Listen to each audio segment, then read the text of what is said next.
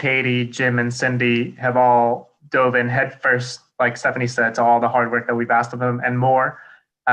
Serving our students is not an easy task, but we have to acknowledge the huge additional challenge that Stephanie talked about of our new staff having to adjust to a new work and school environment during distance learning and distance working. Each one of them would be a stellar colleague in any situation, but we're so fortunate and grateful to have such a caring, dedicated, and brave group of educators during such a tough time in education. We really, really appreciate you all, and we are looking forward to your continued contribution to our school and our district. Well, Ms. Ogden, thank you very much for, and Mr. Maharja, thank you very much for bringing your new team members to us.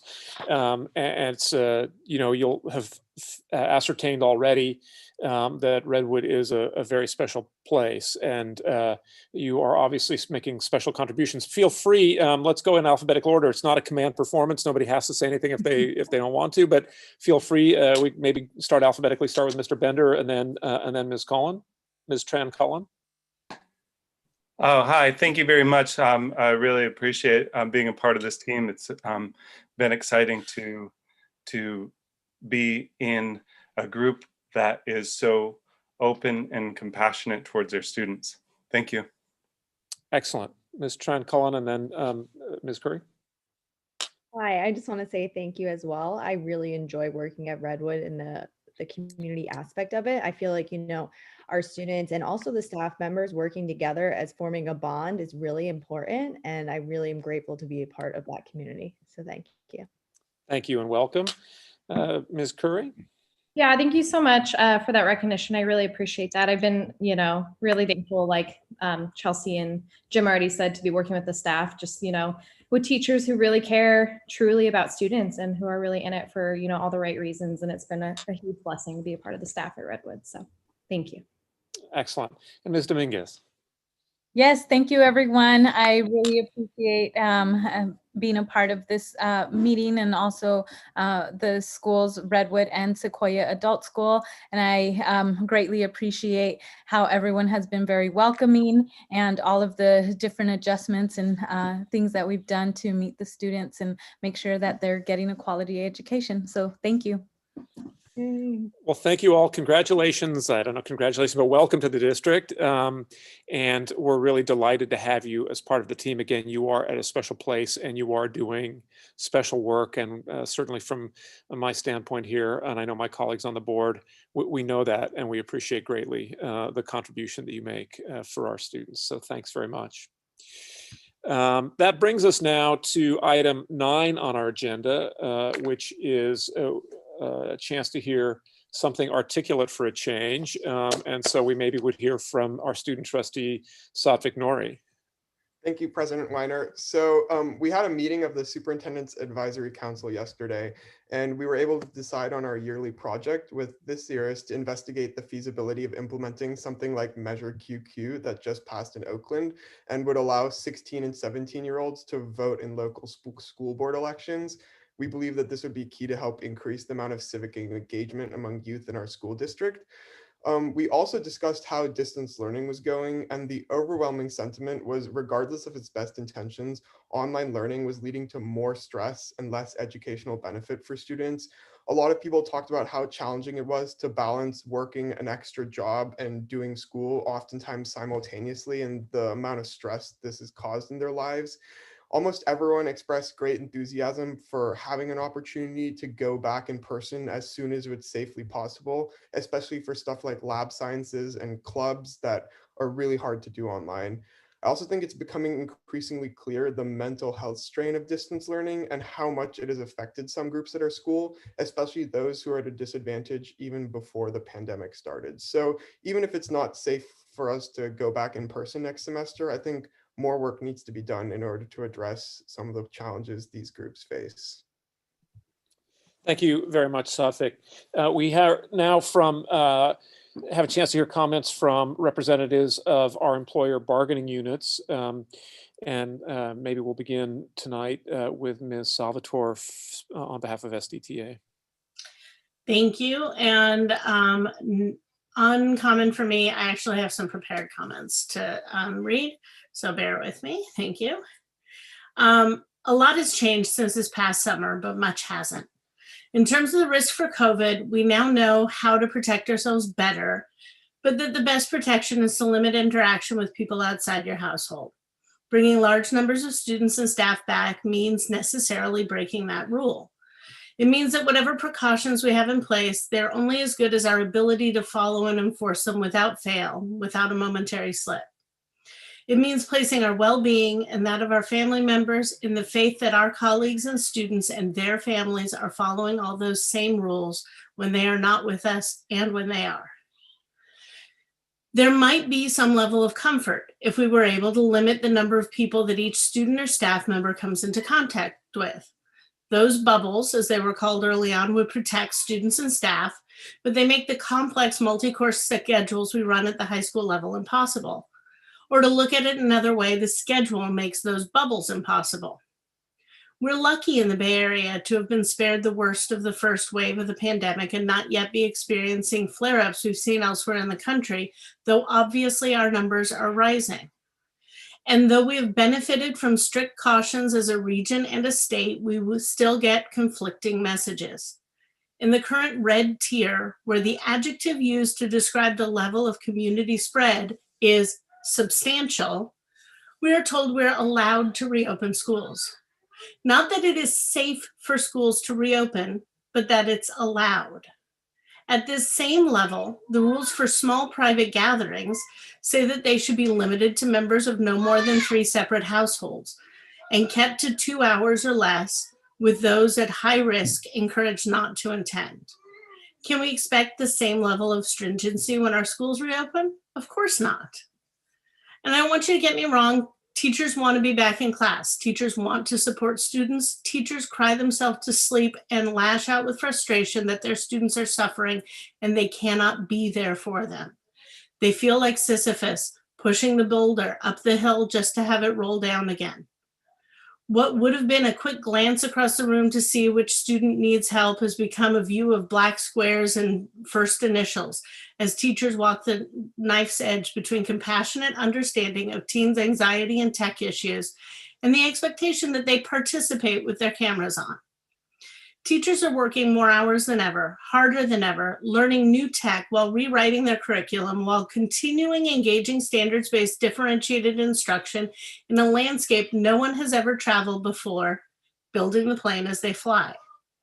Always, educators, when in conversation, have to clarify if they mean, when they say my kids, their students or their biological children. The teachers in this district, who have been touted as talented and dedicated by many parents before the pandemic, are now being vilified by some parents, grieving for what their children have lost. Educators are not new to blame. What is new is carrying the weight, not just of our kids and their experiences, but the weight of parents and a whole community's collective grief. Educators are grieving what their children have lost too. All of them, not just their biological ones. We don't have just a few children who have lost something. We see hundreds, and the burden is immense. But we must respond based on facts, not emotion, and be sure that the options we consider are possible, are well thought out, and are worth the risk. Our large high schools serve thousands of students daily. We are not middle schools who often have pure grade level classrooms. We are not hospitals that have built-in safeguards for the spread of disease. And we are not stores whose customers have a quick 5 to 20 minutes with us and move on. By asking schools to operate at even 30% of their capacity, which is approximately what physical distancing and updated ventilation requirements could allow for, we are asking for a further reduction in instructional minutes and for our community to increase their bubbles by some 750 to 1,000 casual contacts per day, and individual teachers by as many as 30 to 50 prolonged contacts per day. We are not waiting for teachers to not be afraid. We are waiting for a system that does not exist yet to be built and for a public health crisis greater than anything we've experienced to be managed. We are making up for time that was lost when our former superintendent made promises to the community without having meaningful conversations with those in the district charged with determining if they were in fact possible. But we are now working together as a team, district and SDTA and our brothers and sisters in AFSCME, to move forward with full focus on what is in the best interest of students and what is possible given our circumstances. We have made a lot of progress with negotiated agreements on terms for distance learning, health and safety protocols for in-person interactions, protocols for in-person special education testing, in-person support hubs for students, in-person athletic conditioning cohorts, and in-person co-curricular and activity cohorts, as well as ongoing consultations on remote special education assessments and options for bringing more students to campus to access the supports they need, be they academic, social, or emotional, and to maintain the sense of community we have come to rely on. We are hopeful we can do it in a way that will not require any staff member to choose between protecting their own health or that of their families and the job that they have dedicated themselves to. This is a challenging puzzle and one that every school district is struggling with. And there is no one right answer that will satisfy everybody. The options we discuss and the steps we take must be deliberate and purposeful. Will students receive better instruction? Will they find connections they crave in their newly sanitized and restricted environment? Returning students to our campus must be because the net gain will be of such benefit as to risk the reward. It would be easy to say that a teacher's job is to provide access to curriculum and cover academic standards, and that we are doing that via distance learning. But we all know that schools and teachers and counselors and librarians and every other school employee provides much more than academics for students, and that much more is expected of us. We gladly provide more day after day, year after year. We want to continue to do that, but we also want to be safe. We want our families to be safe, and we want to protect our students and their families.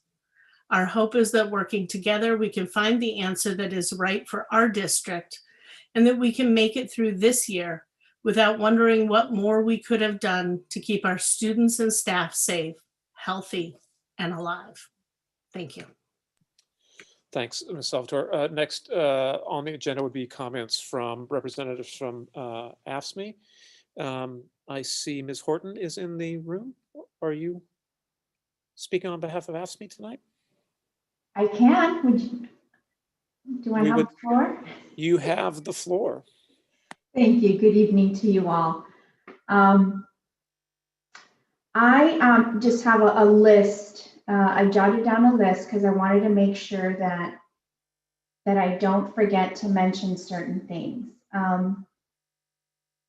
Let's see. So what has AFSCME been up to? We have began to meet on the Joint Benefits Committee. So we reviewed, and we're going forward with working together, and we've got our next 3 meetings scheduled. So it was refreshing to get that review. I know that a lot of the information kind of escaped, at least my mind, so it was nice to have that review. Also, I know that negotiations, the SDTA Adult School has sunshined. AFSCME has not done so. But in respect to negotiations, I know that in the past we've had these great benefits that have been granted or negotiated for our classified people. However, the process says to access those benefits is a little cumbersome, meaning that we have, how do I want to say, we have work certifications that some of our staff need in order to continue their employment. I know that transportation has a really good program with recertifying and keeping on top of their employees. I know that we reached out to get more information. We're still waiting to hear back, but in the meantime, we have employees that are at the end of their certifications. So we need to hear back. We need to hear back, and we need to strengthen these processes on how school sites and departments are going to continue and keep tabs of these work required certifications for our employees. We have been talking a lot with Jacqueline and the technology department, so I want to thank them for their endless effort in this. I know that this has been ongoing for a few years, and right now we are trying to finalize job descriptions. But I think at the end of the day, we definitely want to do what's right for our members. We want to make sure that whatever was promised to our employees, that it not continue to be stalled. We want to make sure that our employees continue to grow, and just that. I mean, just let's do right by our members. Our members have been waiting patiently. First, it was we needed to put everything on hold because superintendent was leaving. Then it was Enrique was leaving. Then it was because Bob was leaving, right? So we need answers, we need action. And again, I don't want to have our work go unnoticed. It's a lot of work that we've been doing. I just, again, let's do right by our members and do what we can for them. As far as the restrictive tiers, I know that there's a lot of anxiety growing with that. I've heard from our employees this week. And so I'm really glad to hear that Edith had a well-prepared speech to go more in depth in that. And what I wanted to say was the staff is becoming, more nervous, with the infection rates growing. We are no longer moving towards the orange and the yellow. We're actually going backwards. It's this whole second wave that we all were expecting to see. Nervous about bringing on more students on campus. And so I want to thank Edith for having a nice speech tonight on that. I was bringing more of the concerns of the employees that had reached out, talking about they had applied to work remotely and that was denied. So they have no other option, right, but to get to work and to be there and to just have their fingers crossed, making sure that they stay out of harm's way and that they continue to be safe. I know that our principal shared this really nice tweet with the layers of COVID and the way that Dr. illustrated it in Swiss cheese slices. I thought that was really clever and it really makes a lot of sense. So I know that having different protection layers of protection works.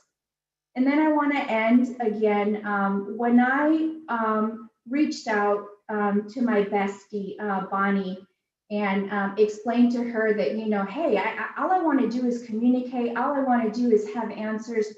I don't think I ever came back to say thank you, Bonnie, for really digging deep and wanting to know, what is it with this communication that you keep talking about, Grace? Tell me more. I want to know really how I can help. And I got to tell you, Bonnie, that after that, I had really great communication coming from my site, from HR, from Jacqueline, from Crystal, and namely you, Bonnie. So I want to thank you. So I don't know if it was because you dug in a little deeper, you kind of touched your peers, and so I don't know. No, you're shaking no. Okay, so you know what? It just happened magically. I don't know how it happened. So I just want to say thank you for digging deep and really wanting to understand the communication, and the communication from Jacqueline again, has been great. Our partnership has really strengthened, and we just want to say thanks. It means a lot to us. And that's all I have. Grace, thank you very much. That brings us now to public comment. I see that there are a couple of hands raised in the public comment section. Now, again, I would ask if you want to address the board on the issue of reopening schools, that you not do it at this time.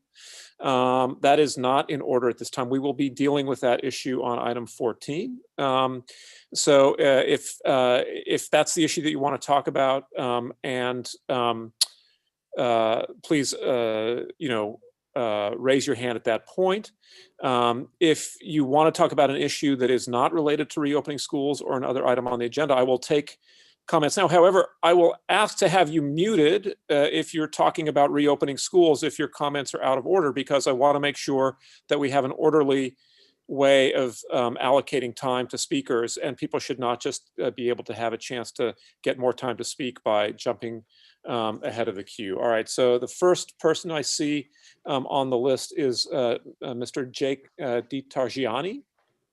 If we could unmute Mr. DiTargiani. Hello. Hi. It's more about the distance learning aspect of this. Is that okay? Is about your experience with distance learning? Yeah. Okay. So I feel that if opening schools is less popular and we're gonna keep going on to distance learning for the majority of the second semester, I feel that me and a bunch of my other classmates are feeling that this homework is really dramatic in the work we need to do.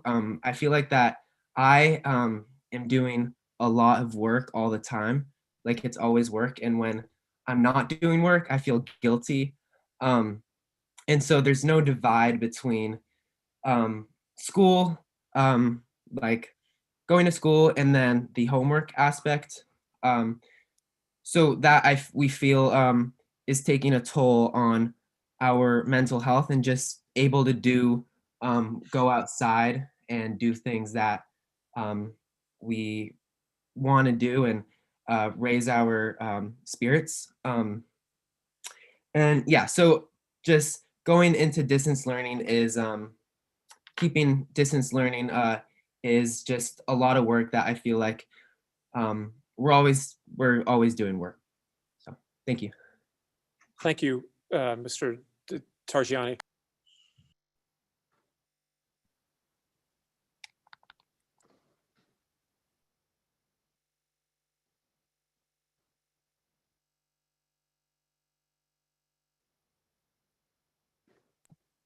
I see Sharon Song. Again, assuming it's not on the issue of Sharon Song, on reopening schools, Sharon Song, the floor would be available to you now. Okay, thank you so much. Good evening, Superintendent Leach and board members.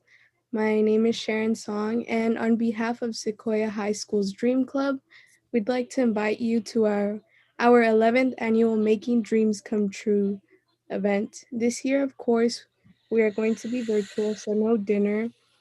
And tickets are available on Eventbrite if you search for Making Dreams Come True. Thank you. Ms. Song, I'm not allowed to deliberate, but I hope you will send that information to Superintendent Leach. I attended the Dream Club event, not last year, but the year before. It is quite a rollicking party, and it's an amazing event.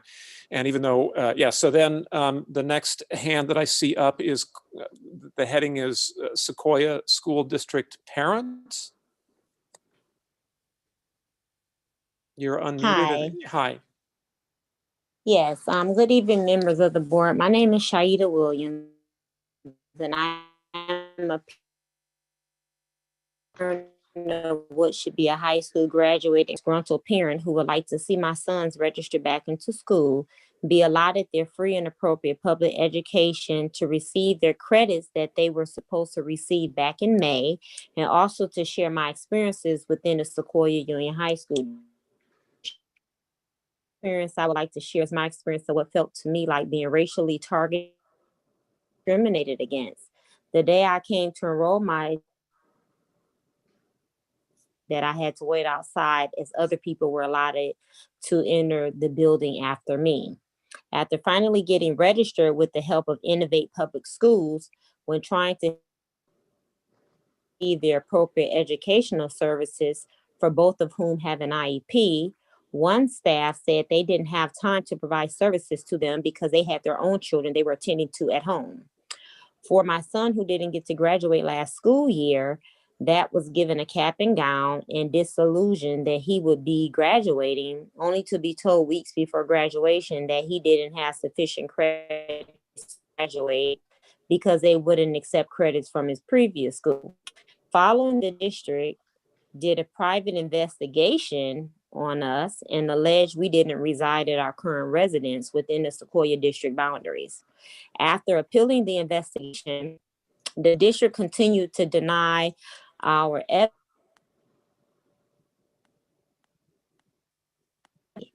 Do we again believe we were targeted and discriminated against based on racial? And that's it. Okay, thank you. As I indicated, not able to engage in conversation about this. I would hope that you would be in touch with district staff and, to see whether there is anything that can be done to address these concerns. The next hand that I see raised for public comment, again, I'm assuming that this is not related to the conversation of reopening the schools, is Sophia Rivera. Ms. Rivera?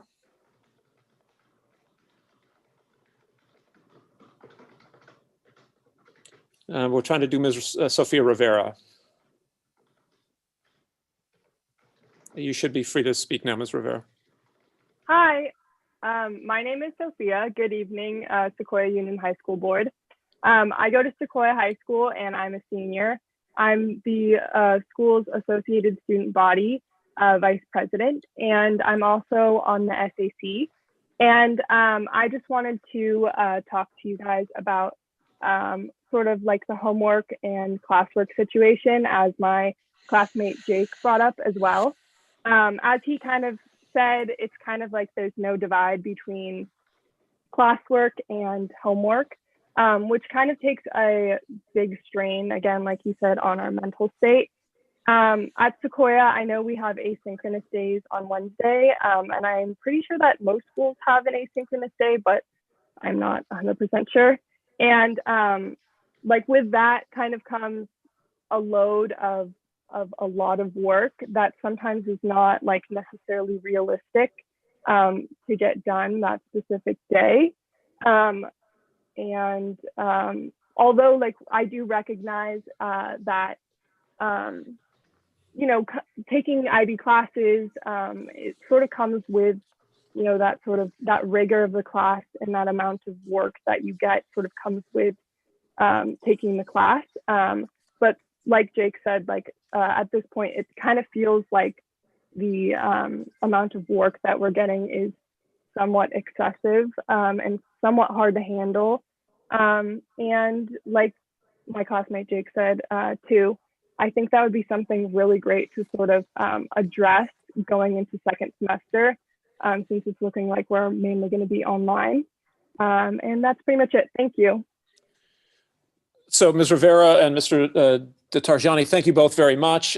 Again, we're not really able to engage in a colloquy of this, but I will say that when we spent a lot of time over the summer trying to improve the delivery of distance learning or remote instruction, one of the things that the board said that we needed to do would be to continue to monitor how this was going quite closely. And I think that what we have been focused largely on is trying to monitor levels of engagement. And so when we get to item 16 on our agenda, which is when we discuss future agenda items, I will explore with my board colleagues whether we want to agendize a future agenda discussion to do a little bit of a review of how distance learning is going now that we have more than a quarter of experience with the current regime. Okay, I see no more hands raised. Brandon, we had a hand up before. That hand is gone. Mr. Wee, are you interested in addressing the board on a non-agendized item? Yeah, I was actually going to present some slides, but I can't share my screen. So is it okay if I just like send a video another time just to follow up? Sure. Can you just give us a sense of what it's about? Yeah, so I'm with YCA. It's a program under the San Mateo County Office of Education. And it's pretty much I'm here to like present an idea for like a dashboard energy tracking system. So yeah, the video goes into more detail, but yeah, I can't really present. Okay, well, so let's work with whom? I think with the superintendent to see about whether or not we can get that presentation done during public comment at a subsequent board meeting.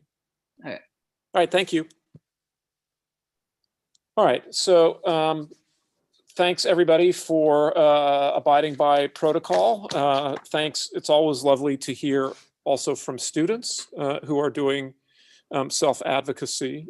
So props to you guys. All right, so with the adjusted schedule, the agenda that we have now set up, that now brings us to what will be item 13.1 first, which will be a presentation of the Sequoia Adult School Federation of Teachers, their initial bargaining proposal for to the district for 2020-21. And I think Ms. McAvoy is going to kick this off, but I don't know if somebody will actually be presenting the proposal on behalf of the Adult School Federation of Teachers. Good evening, President Weiner, members of the board.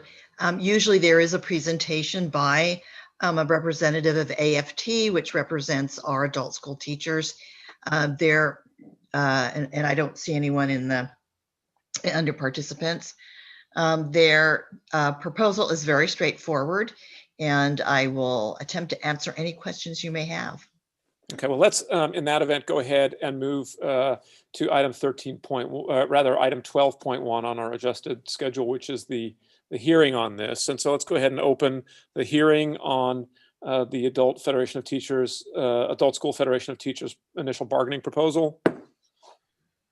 That hearing is open. Are there any questions that board members want to raise at this point about the proposal? We could cover them during the hearing. Seeing no such questions with respect to this straightforward proposal, the hearing is now closed.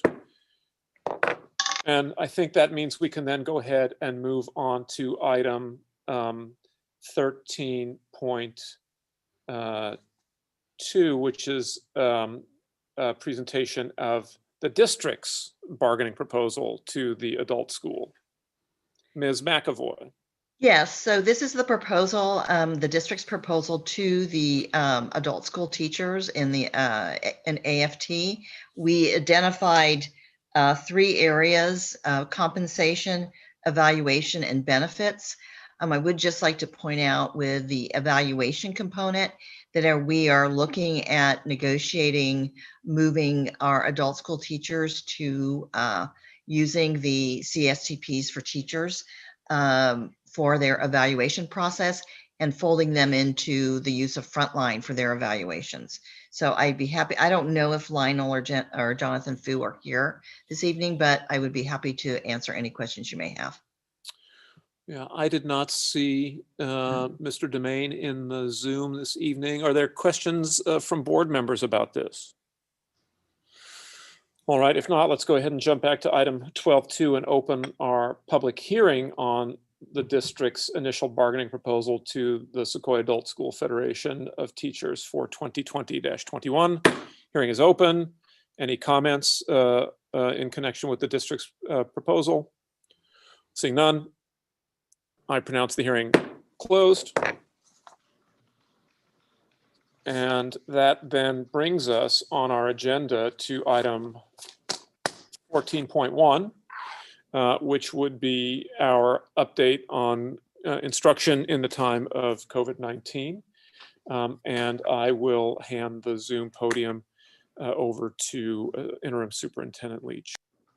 Thank you, President Weiner. Okay, which has become a standing item for good cause. We will begin with this night's COVID update. We're going to start by a presentation or update on attendance and engagement from Dr. Wilmot. Hi, good evening. Nice to see you all. I am going to share my screen if I can find it. Hold on a second. My apologies. Where is the screen? Okay, here it is. So from the start.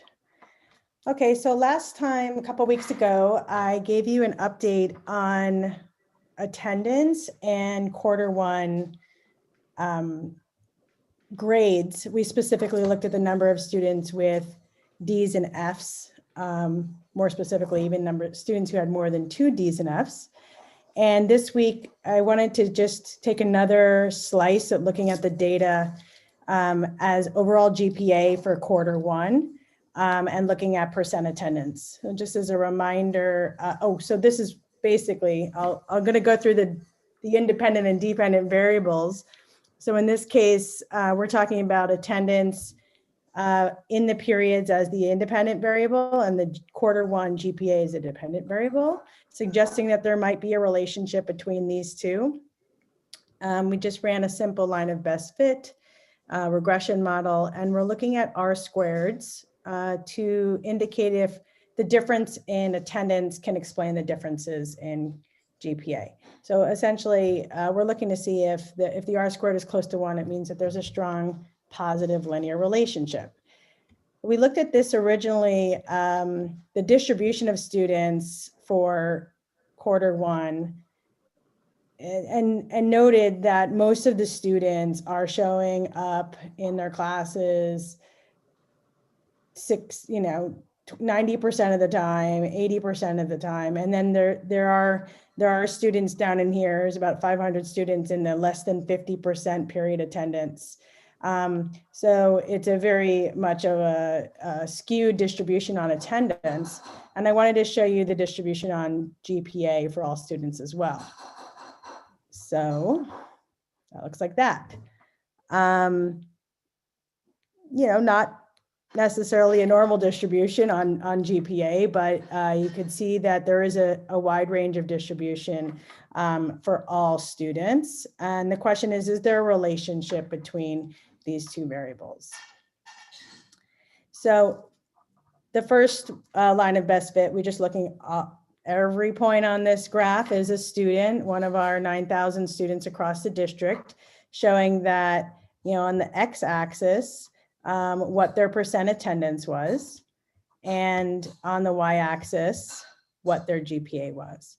So you can see students who are exactly on the line, like this student here, or this student here, would be explaining that there is not much variance, but that's one student. So this student, for example, that has 88% attendance, this particular student has a 2.3 GPA or something like that.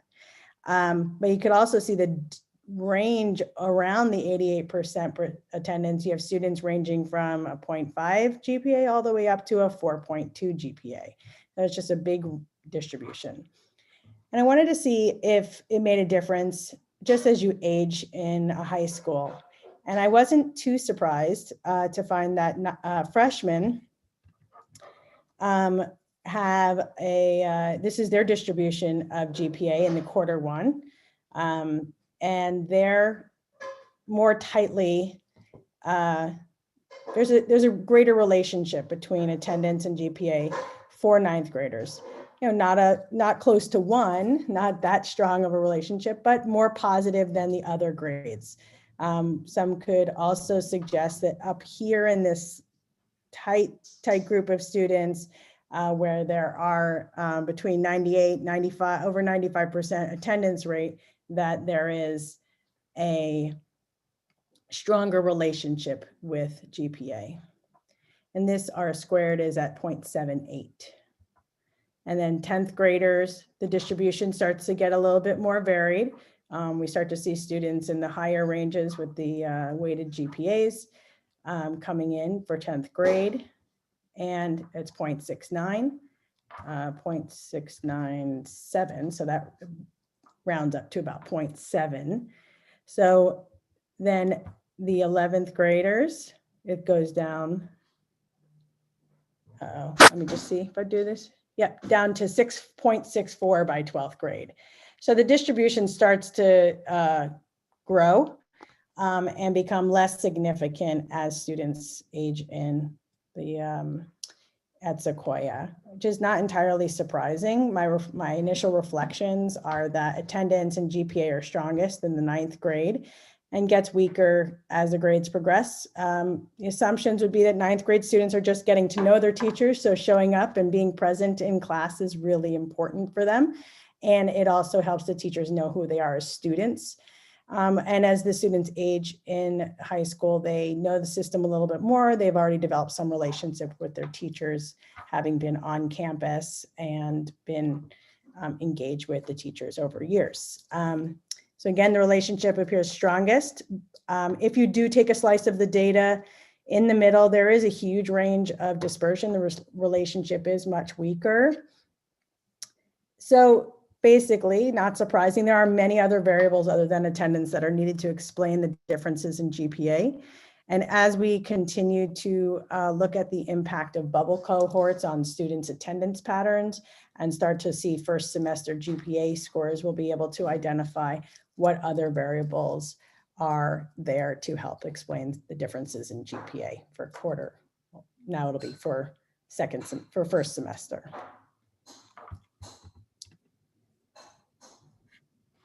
That is the end of my report. Yeah, let's go ahead and see if there are questions. Let's do this in chunks. So if there are questions on this part of the presentation from board members. Just for me, so you have not yet, Diana, identified, you've not started to look for any other explanatory variables. This is just this kind of a relationship between these two. I'm starting to look at other explanatory variables, starting to look at socioeconomic status and other beyond grade.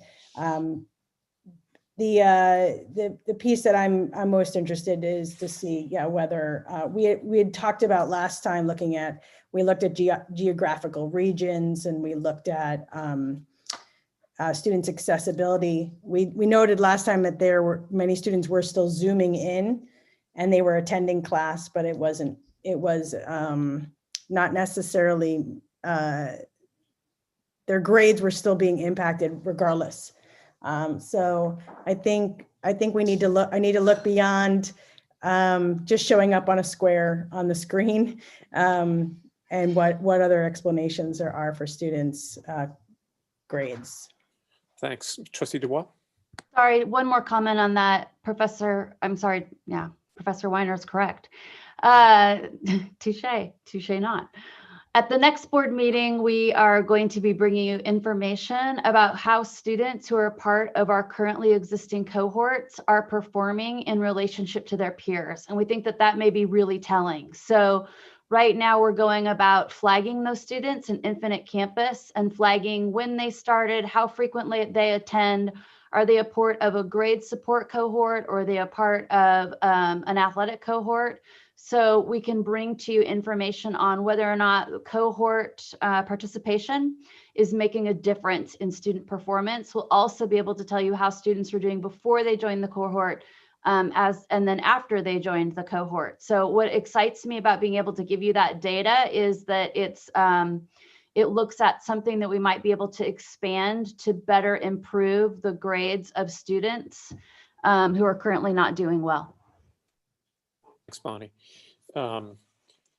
Trustee Dubois? Bonnie's comments, I think, helped me. I feel like I just want to be sure that we would never send the message that attendance is not important. It's kind of like the less is more that I screamed about. That's not a good message for parents. And saying that attendance is not important is not a good message that parents would ever want to hear. So am I misunderstanding? Because I feel that attendance is one of the most important things, right? And again, Bonnie, you're helping me. I also believe that when kids are part of clubs and when they feel socially connected, all of that helps with the high school experience. So I'm a little confused why we're even looking at the data that way regards to attendance? I think it was to confirm what you just said. So there are definitely outliers. You've got kids who are not coming to school very often, who are doing well in classes. And then there are kids who are showing up all the time, who are having a really tough struggle.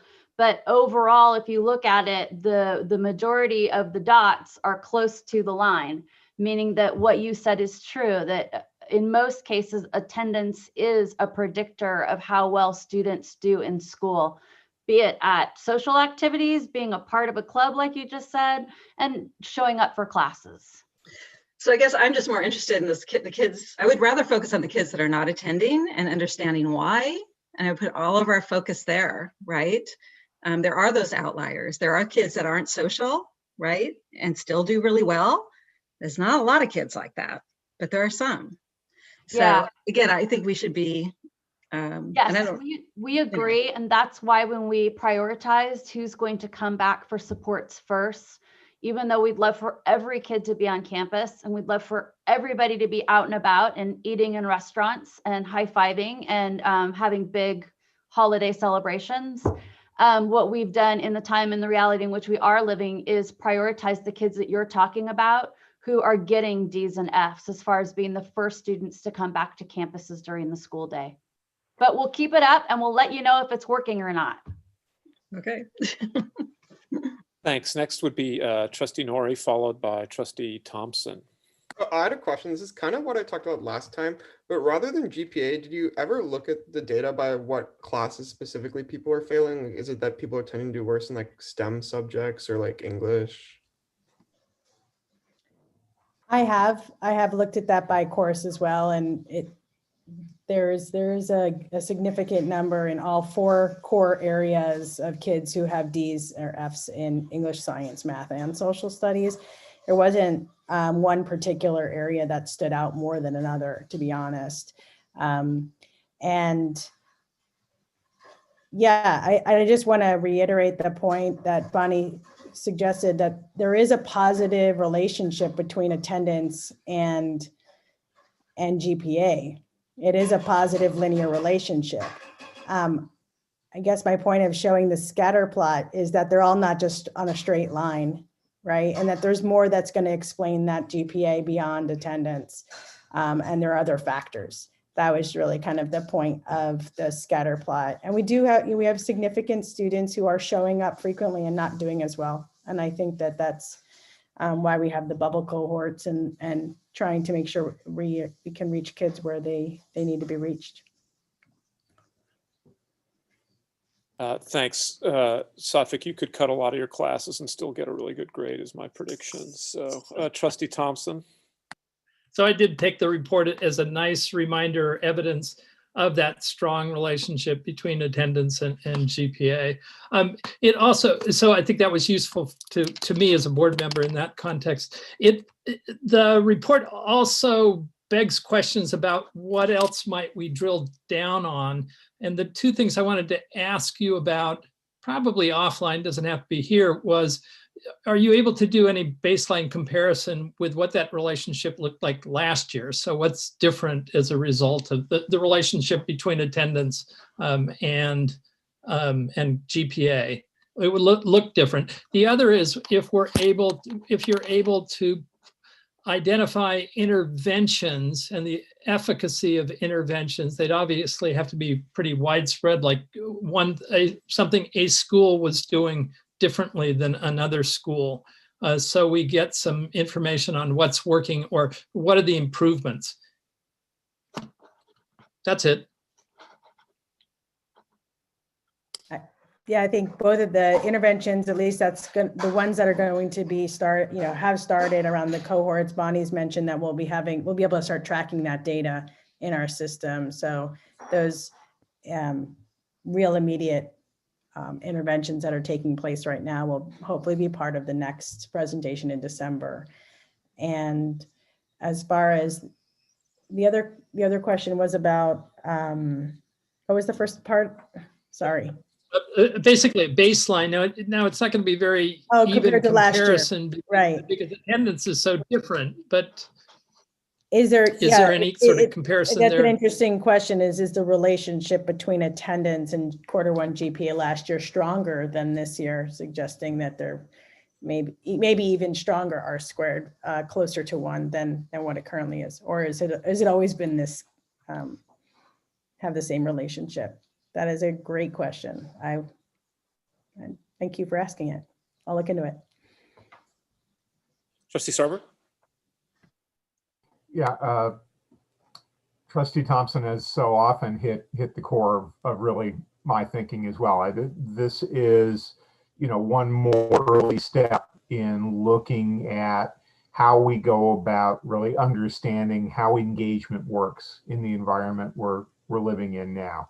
Attendance is one of the most straightforward measures of it, and it is where we would look first. And in the common starting point sense that any degradation of attendance is likely to lead to a degradation of learning. And but as we see the outliers revealed, that really helps us focus on the right students and the right groups of students and start looking in more depth at what is working well and what are the areas we need to be working to improve on. And so I think just continuing to look at layer after layer of the data and the correlations that are there is just going to help us focus on refining and improving the instructional opportunities and getting the students more and more engaged. At the end of the day, GPA in and of itself is only one kind of measure of what is success in school. And so that, as well as the different variables that go into student achievement and student success, all need to be evaluated. So I appreciate this feedback and look forward to more. All right, thanks. Ms. Leach, do you want to continue on with the presentation? Thanks. Thank you, Ms. Wilmot. Thank you. Let me share my screen.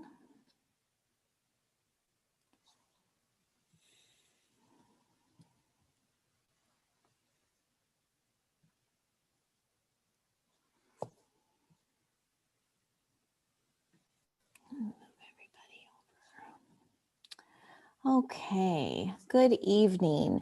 So thank you and welcome to any new attendees. This presentation has little recap included, so I would encourage you to visit our website for previous presentations and up-to-date information. So we are currently in the red tier. We moved to the red tier yesterday, I believe, just shortly after noon. Much of California has jumped backwards into the red and into the purple. They believe this is from Halloween. This is concerning as we enter into the holidays and with our planning on increasing the student activity in January. What we do now is connected to our tier color. Being permitted to open is an extremely vague direction. The state wrote the same rule book for districts of 100 students to districts of 100,000 students. There is a reason why the news says X school is open or Y school is open. And when you drill into that info, you find out that it's K through 3 to begin with. High schools that claim to be open are offering supports just like we are currently doing. They may be further along in the process and be able to serve more students on campus. It's important to understand that the hybrid model does not necessarily mean an equal mixture of in-person and distance learning.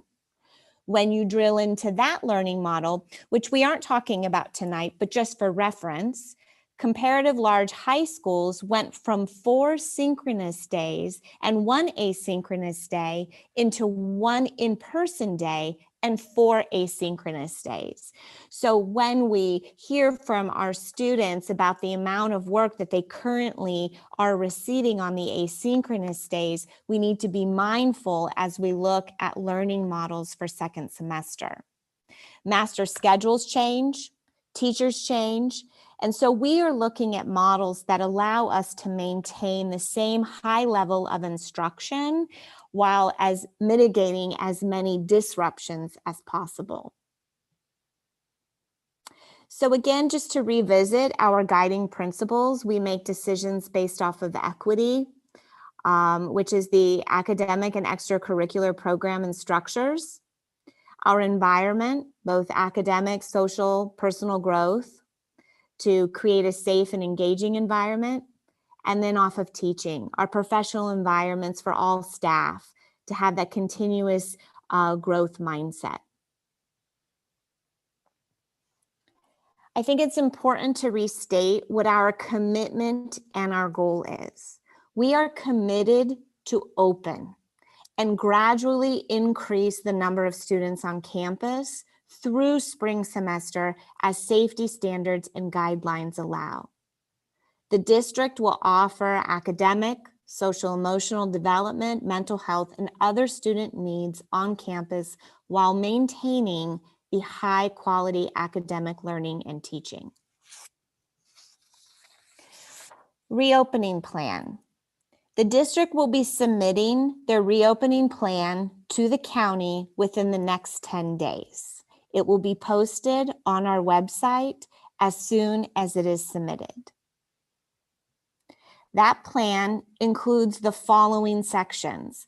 The following sections are included in the plan because that is what is required to submit the plan for in-person instruction to the county.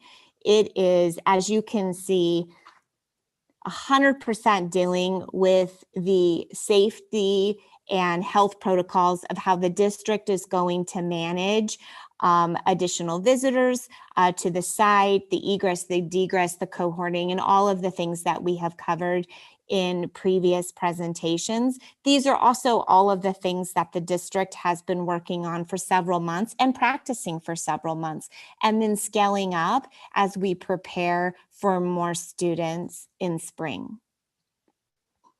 So what are the phases of reopening?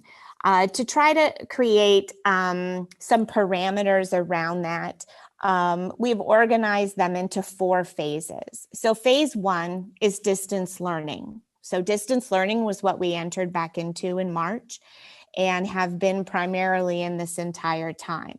We are currently actually in the phase 2, where we are offering bubble cohorts. Bubble cohorts are the most restrictive. Cohorts have a 3-week cycle period, and they can only have upwards of 12 to 16 students, including staff, and those staff and students can only belong to one cohort. This is challenging as to meet the students' needs. They often need more than one cohort. You would have to match a group of students, less than 16, who share the same need with a staff member able to provide for those needs. So it is quite the puzzle. Phase 3 is more focused around stable cohorts. Phase 3 can be implemented once our reopening plan is approved by the county. These involve stable cohorts, and those cohorts are more flexible. The rules change to accommodate larger numbers as long as the 6-foot distance is maintained, and it recommends reducing mixing of cohorts as much as possible, but it can be done in a safe manner. Once our reopening plan is approved by the county, we will be able to offer stable cohorts. So that would also allow someone to participate in, schedule pending, right? An academic, an extracurricular, an athletics cohort. Phase 4 is the in-person learning model. This would represent a model that the district site leadership, along with SDTA, are evaluating the different models to preserve as much of the current student schedule, course content, and the flexibility of moving in and out of distance learning. We need to remember that if we have a certain amount of cases at a campus, we have to shut the entire campus down, which means we would have to go, that campus or school site would have to go back into distance learning for a minimum of 2 weeks. So it's not just about the color tier that the county is in as far as whether you're in distance learning or if you're able to offer some type of hybrid, but it also has to do with how many active cases that you have within each of your school site communities.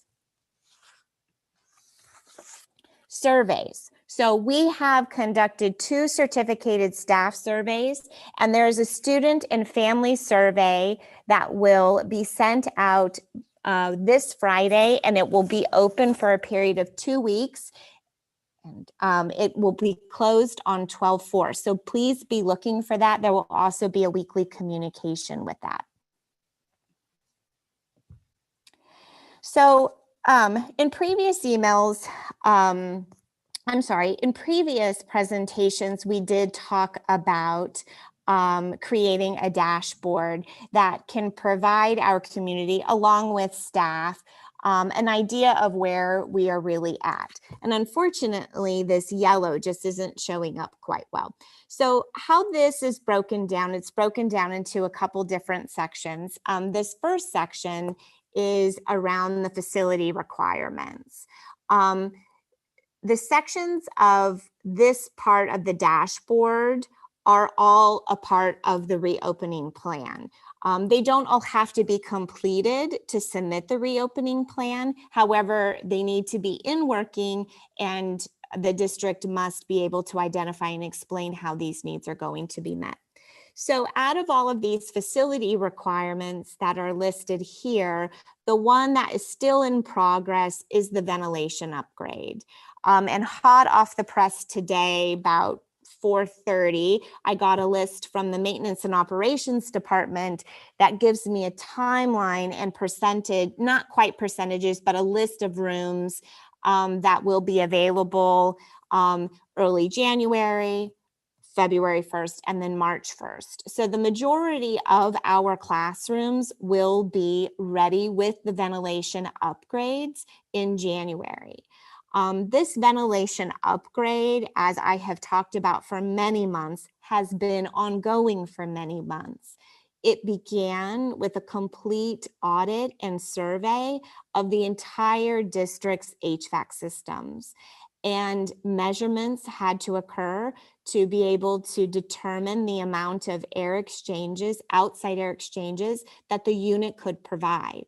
And then modifications needed to be made to raise those air exchange rates to the appropriate CDC recommendations. So this is the only thing that's still left in work. 26 to 75, that's a pretty big process. I would say we're over 50% as that. We have several rooms that we were able to make the modifications on. Sequoia High School being one of our high schools that we created a lot of testing classrooms to test some of the modifications that we made to the ventilation systems.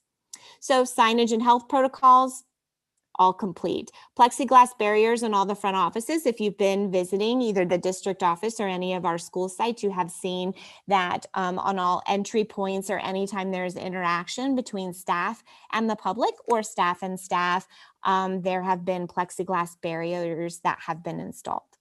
There are decals throughout the campuses that allow for spacing and directional markers, as well as if students or staff are entering a more enclosed area, that there are markers identifying where they can wait to make sure that they are safely social distancing. A student capacity audit was also completed.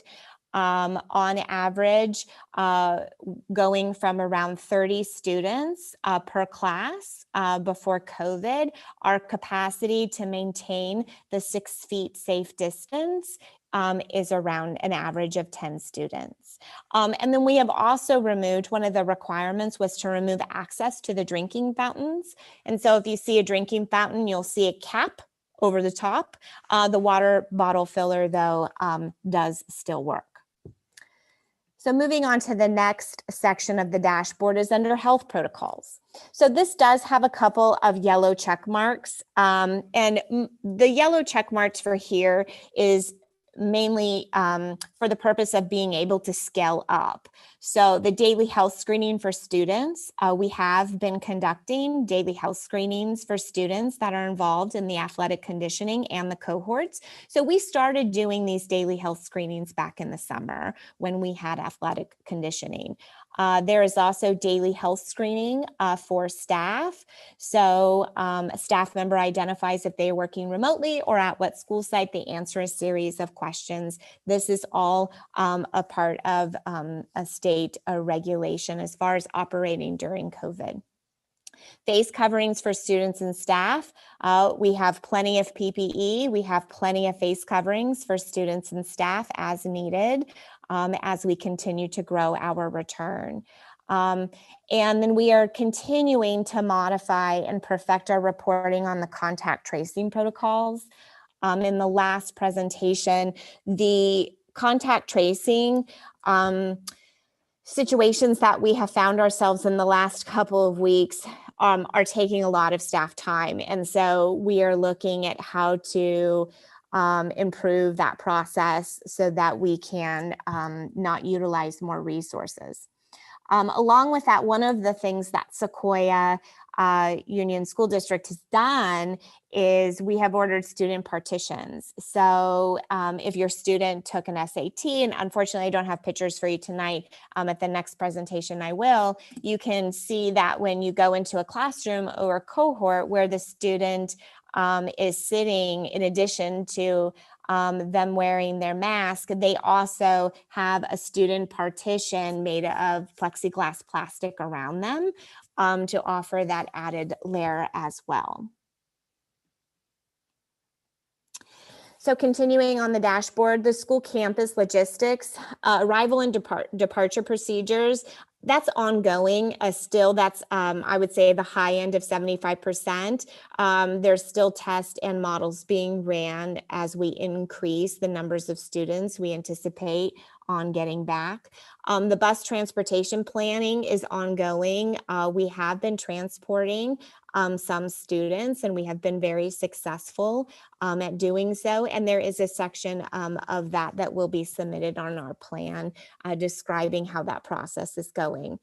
We do have to identify an isolation room for transitioning students from home to school with symptoms. If a student arrives at school and is showing symptoms, they must be put in an isolation room until they can be picked up. And then with lunches and breaks, there's still a lot of conversation going around the lunches and the breaks, just to, as obviously you would be removing your mask while you are eating. So looking at different models and what is the safest way of making sure that our students have access to meals while maintaining the safest environment is still in work. Related to staff, part of the reopening process, a part of the requirements is for staff to have regular training. The state mandates every other month. The county mandates monthly, and several school districts that have opened are doing it weekly. If we tested weekly, we would be testing 200 employees a day. If we tested monthly, we would be testing about 250 employees. And so the testing is actually self-administered. It's fairly easy, but we still have to get the test to the lab. So that is a part that we are scaling up, obviously, as we have more staff come back. Employee accommodations process, this is ongoing, and this is for employees who are not able to return for health reasons or personal reasons related to COVID. The labor agreements for the hybrid learning model, again, ongoing, actively ongoing. We meet at minimum every week, if not every other week, to further discuss and to look at the learning models, what has worked and what hasn't worked across the high schools across the state. Substitute staffing for accommodated employees. This is ongoing. If you have visited our website or you possibly have gotten a mailer from our sites encouraging our parents, which I'm sure most of them qualify to be one of our substitutes to help grow the amount of cohorts that we can have while our teachers are still teaching during the day. So I would encourage anybody that is interested in helping to go and to look at opportunities. There is a How Can I Help section on the website. And then also COVID testing protocol for employees. That part goes back to, I'm sorry, the staff training. I flipped those. The staff training is ongoing. We have training videos that are up and running on a platform that our district uses, a part of all districts that use it within San Mateo County. And so there will also be a training platform for our students and our families about what the expectations are about returning in larger numbers. So related to students and families, COVID student education resources, those are consistently being updated as we get new information. The governor is adding new information to reopening. Just recently, he added the language around the vaccine. It's very exciting to be able to start to think about that in the very near future. The on-campus participation agreement, if you have attended a cohort or you are in athletic conditioning, the student is required to sign the participation agreement acknowledging the safety and health protocols while he or she is on campus. And then the student return survey is currently in development. As I mentioned earlier, it will be sent out and opened this Friday. Agency approvals related to the San Mateo County Office of Education and our plan for in-person instruction is currently in development and will be sent to the county within 10 days. So for more information, again, I would like to encourage you to visit our website. It has been reworked. There is a lot of information around the frequently asked questions. And as we receive emails, we do evaluate the content that is on the website to make sure that we have the most up-to-date information available to our families. And so for closing thoughts, you know, we have received many emails about reopening. There's a misunderstanding that the schools should already be open and that we're dragging our feet. This is the pandemic. We proceed thoughtfully and with caution. We are in constant contact with the County Office of Education and the County Health Office, along with state officials on guidance on how to do this. San Mateo has been fortunate to only retreat as of now to the red tier, where our neighbor, Santa Clara, went into the purple tier and which forced our neighboring district, Palo Alto, into full distance learning with no reopening date. We are encouraged to proceed. We know we will be back. And as I've stated before, high schools are quite complex and navigating through a pandemic none of us has ever seen. Across the entire United States, we are seeing a rise in cases and schools close. Locally within San Mateo, we are expecting conditions will worsen. The board, district and site leadership, along with all staff, believe that it is important to continue planning to bring more kids onto campus. We do not plan based on a date. We plan based on a set of conditions tied to health and safety. We are hopefully getting close to the end. I know people are tired and frustrated. This district will continue to move forward to best serve our students and our families. Thank you. Thank you, Interim Superintendent Leach. So I think what I'd like to do at this point before commencing with board discussion is to open the forum up for public comment. And what I'd like to do now is to invite anybody who would like to address the board on this issue to so indicate by raising your blue hand in the Zoom platform so that we know how many people want to speak and we can figure out whether the 10 minutes that are allocated for public comment are sufficient. So again, please raise your blue hand if you'd like to address the board on this item. Okay. At this point, I see 3 people who have expressed an interest in addressing the board. We can accommodate that with our existing protocols. I see 4 people who would like to address the board. I think we can, okay, so let's wait and give people a moment so that we can calibrate whether we need to adjust our procedures. 1, 2, 3, 4, 5. Okay, so we have 5 people. May I have a motion to expand the time allotted to public comment to, let's give us some headroom for 20 minutes for public comment? I motion. Is there a second? Okay, so let's go ahead. I think we can go ahead and we'll expand the time. And the 5 people who have indicated they want to speak will have 3 minutes. Those people are Caroline Krauskopf, Kari Mueller, Amy Heinz, Erica Gould, and no further information beyond Kelly. And so Dr. Krauskopf, you are now well known to us. I know you are a doctor. And so let's unmute Dr. Krauskopf and see if we can give her a chance to address the board. Dr. Krauskopf, you should be able to unmute yourself and speak. Thank you so much.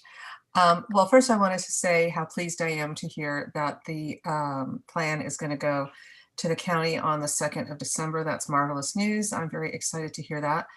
I did want to just put in a tiny, or actually not a very tiny, a large caution about the imminence of a vaccine. I should just caution us all that it's super exciting and we're all very enthusiastic. However, the data are preliminary. They've not been peer reviewed. There is no FDA approved vaccine. And so we should all see it as a very exciting glimmer of hope, but it is preliminary, not approved. And certainly these are exciting visions of a vaccine, but they are not yet FDA approved vaccinations ready to be in all of our arms tomorrow. So I think we all need to proceed with caution. And I have a question, and I don't think this is the correct venue, but I would ask that when plans get put forward and when we as parents are asked to respond to a survey, that more detail is forthcoming about what this stable cohort is. Much as I understand what a bubble is, and I understand what in-person hybrid learning is, I don't think I understand what a stable cohort is. And I'm assuming it's something in between, but I don't know what it is. And so I'm cautious about my enthusiasm and I would love to know more. And so I'm looking forward to learning about that. Thank you very much. Thank you. Next on the queue would be Ms. Mueller, Kari Mueller. Let's unmute her.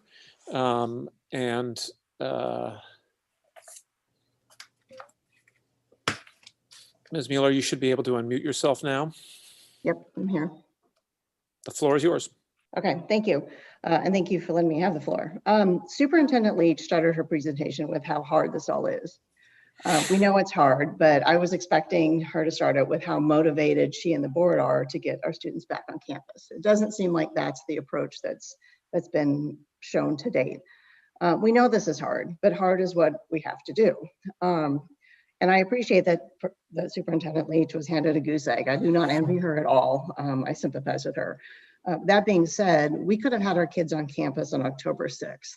And on October 6th, we were talking about a plan. And if a student were to operate this way, they would get an F. So right now, I feel like we have an F that's due. We need action, all right? We've already missed months here, and it's very, very frustrating. Not sending kids to school is costing lives, young people's lives, the future of our country. And how do you get to decide this? Well, who gave you guys the voice to decide that this is too risky? Are you expecting a risk-free environment? Because that's just never going to happen.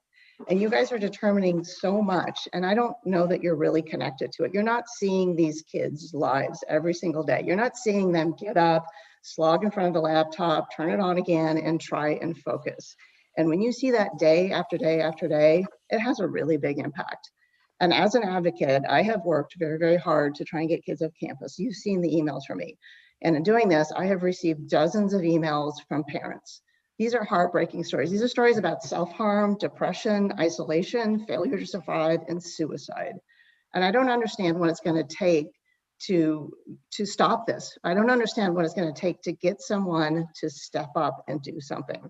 And I find it comical that Edith is positioning that we should get the clubs and the extracurriculars and the sports back on campus, but not the teachers. What is a school if it's not about students and teachers? That's their job. They need to be there. And I think they want to be there. I've spoken to a lot of them, and I think they want to be there. So I'm asking you all, please, to step up, to do your job, to get back on campus, to let the kids, the teachers that want to be there go. If we don't do this, we're losing so much. And I understand that initially it might be a small step backwards, but we need to do that to invest a big step forward. We have to go somewhere. And what we're doing now is not getting us anywhere. The data is not going to get better. It's going to get worse. Thank you. Thank you. Invite now Ms. Amy Hines to be followed by Erica Gould. If we can unmute Ms. Hines, you should be, Ms. Hines, free to unmute yourself and to address the board. Thank you. Yes, my name is Amy Hines, and I have a freshman at MA. I also have 2 children in the Menlo Park City School District. And what I would ask, and what I'm seeing here, is that you guys would consider an approach that shows more urgency. As you likely know, our other school district, the elementary school district, the school board and leaders were meeting weekly. There was a real sense of urgency and a plan that after witnessing tonight's meeting, I didn't feel. For instance, that the data about attendance and grades and how they're correlated, to wait another month to get an update on that, as a parent, I mean, my voice is shaking because we don't have another month to crunch numbers. Every day matters, and I would love to see the board and the rest of the leadership show a commitment and a sense of urgency. Thank you. Thank you. Next in the queue would be Erica Gould. Let's unmute Ms. Gould.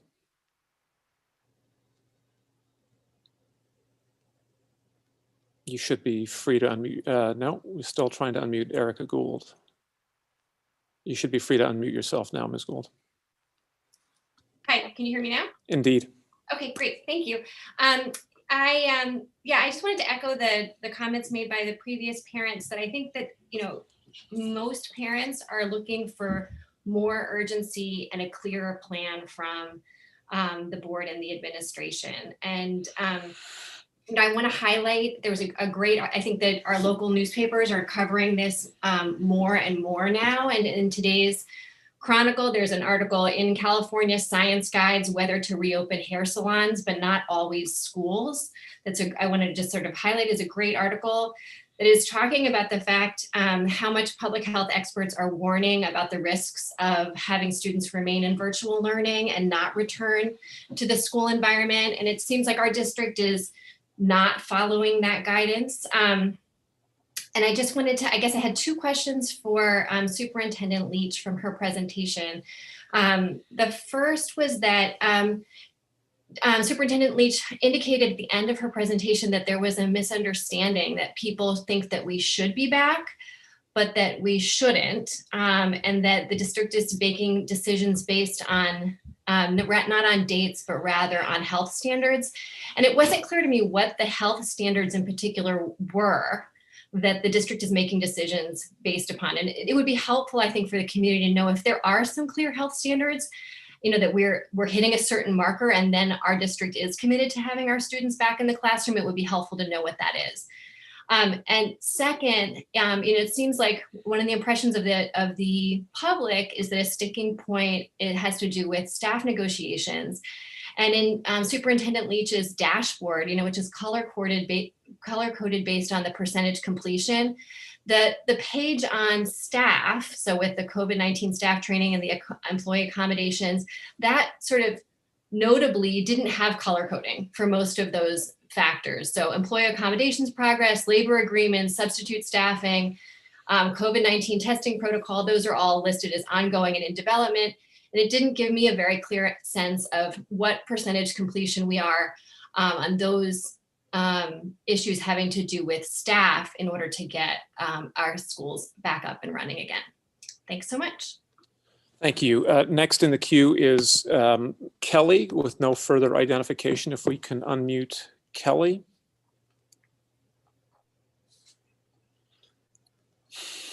Kelly, you should be able to unmute yourself now. Am I think I'm unmuted now. You are. Thank you so much. This is Kelly Baird, and I want to just say thank you to the board and Crystal and Bonnie and the rest of the staff for working so hard over the last several months to provide communication to students and parents and staff, and really work towards a better plan to support our students. So I have two questions, or two asks for the board. The first one is, well, it's an ask to the board and to Crystal. It would be really, really helpful if there was a better communication plan for each of the school sites in terms of like providing town halls or more opportunities for students and parents to receive information and ask questions.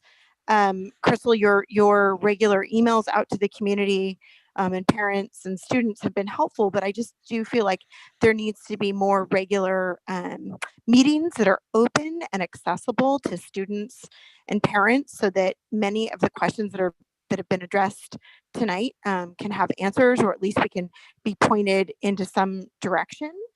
So that's number one. And then number two, so I have been emailing the board and Crystal and Bonnie. I've emailed, oh gosh, maybe like 5 or 6 emails since August on when we are going to be able to bring back our English language learners and special ed students in small and safe cohorts of 14 students and 2 staff members.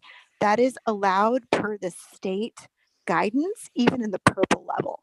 So I know that the district and the teachers union have been working on a side letter agreement to make sure that that happens, so that we can serve our most vulnerable students. And I'm really hoping that someone has an update tonight on that. And I'm really hoping that we can bring those kids back that really need in-person learning at a much higher level than maybe our larger population. I hope we can bring them back as soon as possible. And the other thing is, I do know that there are teachers that want to come back to serve those vulnerable students in person. So I really hope that we can move forward on providing choice to families and teachers through a side letter agreement that is ratified very soon. Thank you. Thank you. Next in the queue is Ali Medirada. If we can authorize Ms. Medirada to, yes, you should be allowed to unmute yourself and address the board. Yeah, can you hear me? Indeed, we can. Cool. So I am a senior at Menlo Atherton, and I kind of just a little bit in response to people who have been talking. I mean, obviously I love MA, I love my school, and I love being at school. And, you know, like everybody else, I understand what people have been missing, because me and a lot of my friends are missing, you know, a lot of our senior year.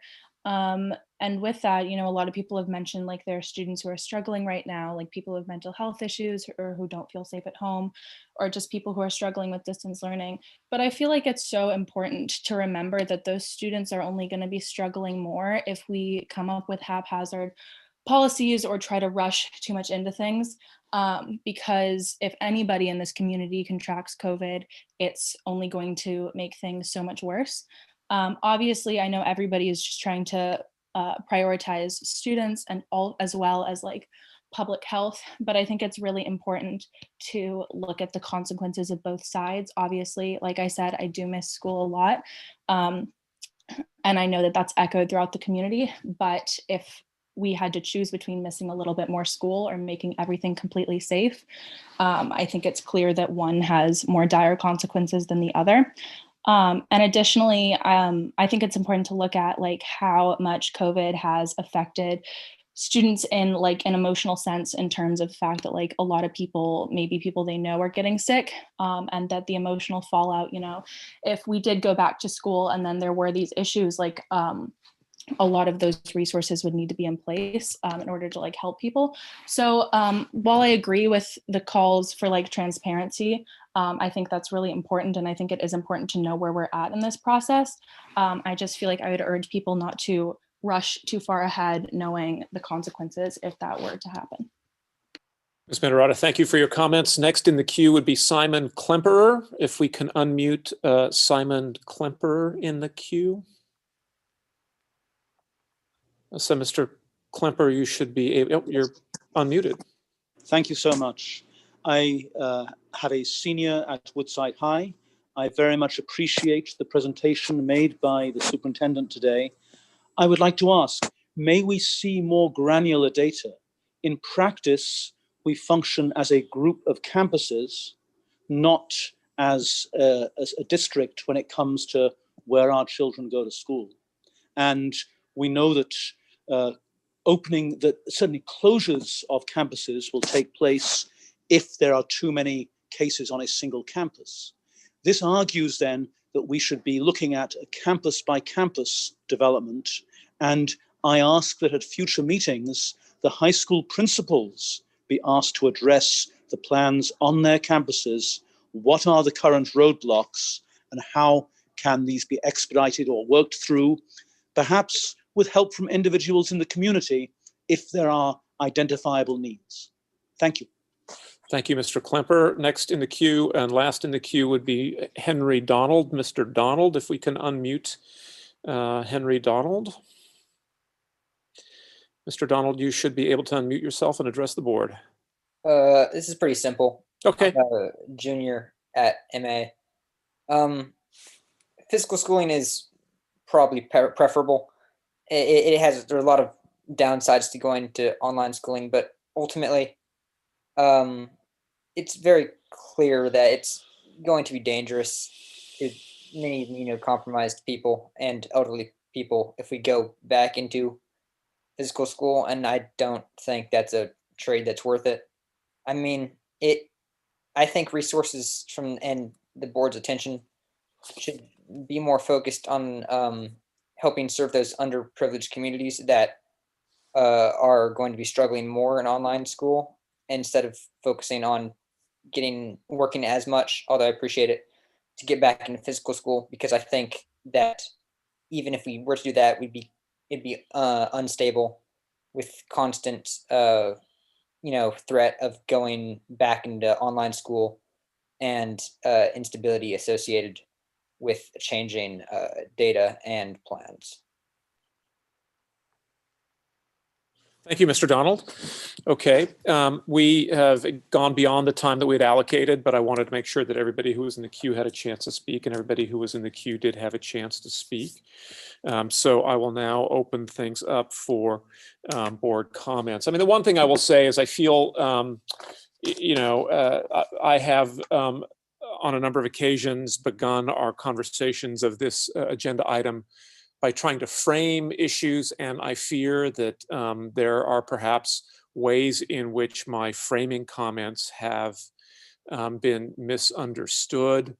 And so I want to say quite clearly that the leadership of this district is emphatically committed to returning our students to our campuses in a way that is safe for our students and our staff.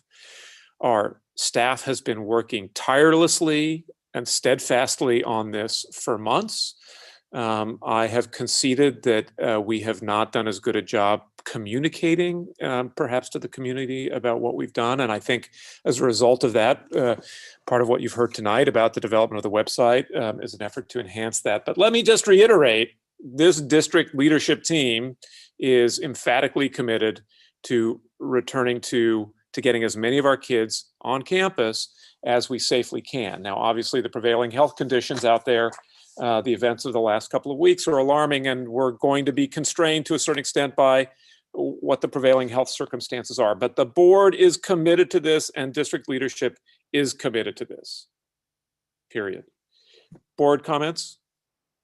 I'd invite my colleagues to make any comments or ask any questions they have about the presentation. Georgia, is that a scratch or a request to address the board? Oh, sure, I'll kick it up. If it was an auction, you just would have bought something expensive. Yeah, it's possible. So, you know, again, I echo all the sentiments expressed by our president that perhaps we've been a bit remiss about how much work has actually gone into all of this from all of our staff. This has certainly been a very intense, labor-intensive, very long period of planning. There's so many different components to it. And I thank everybody for all of their energy, because honestly, it's exhausting. So it's greatly appreciated. I guess I would say that what I heard in these comments tonight are, I think, all of the issues that we all struggle with, right? We heard one fella say, every school sort of stands alone as a district. Why aren't we just letting each school operate independently? Yeah, it's an idea. Certainly, we have other people saying, you know what? No, it's we all go together. We don't go at all, and we shouldn't go because there's still too much unknown. Yes, that's another idea. I mean, this is the problem. Generally speaking, that there are so many thoughts and so many opinions, and everybody comes at this from their own perspective, especially our parents, as they should. Our parents are here to advocate for their child. Our parents may also be here to advocate for their school. But as a school board, your job and your responsibility is to do what's best for the entire district, not for one school site who happens to have a lot of very vocal parents. So I just need to put that out there, because we do have a lot of parents that we haven't heard from, and a lot of school sites, quite a number, that we haven't heard from. So I believe that speaks to the fact that we are going correctly at the right pace for as many people as are happy with that. And the unhappy people are just very, very loud. And I think it gives us a distortion as to what's going on out there. So I just want to throw that out there. I know that's going to make the unhappy people more unhappy, but you can just hold those emails, because at this point, we've had too many for us to actually even respond to. We understand there's a lot of upset out there. We are all upset.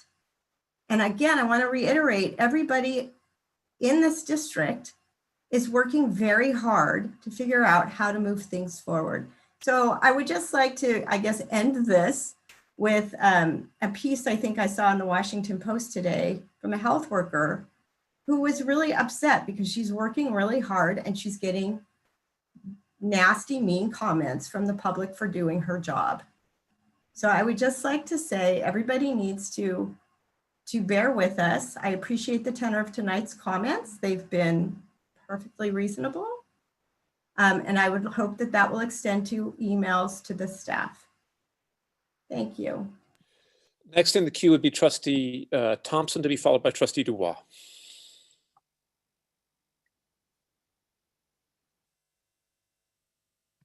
So I guess I think all of the board are sympathetic to the comments we're hearing from the parents, certainly about the urgency and the importance of the issue. And I think the board has shared that with staff. For me, this is a moment of recognizing specifically the hard work that the staff, the principals, teachers are doing. And I would want to acknowledge the progress on submitting a plan early December to the county is a substantial step forward and critical. and I hope is a sign of the district responding urgently. Also want to note the update on the Sequoia district site and the communication about progress, what the barriers are, what the challenges are, and how we're making progress on those. Now, in looking at the website even today, I didn't see the dashboard that it makes reference to, but it certainly talks about the goals and what we need to accomplish to reopen. So want to recognize staff efforts and the urgency which they're working on the return to campus plan. The other thing, I think the trustees get a chance to read most of the communication coming out from principals. And so we have 5 or 6 or 7 channels of information coming out that may be different in each case. I think of Sequoia's, Sean's most recent report, and picking up tools to help with emotional support online.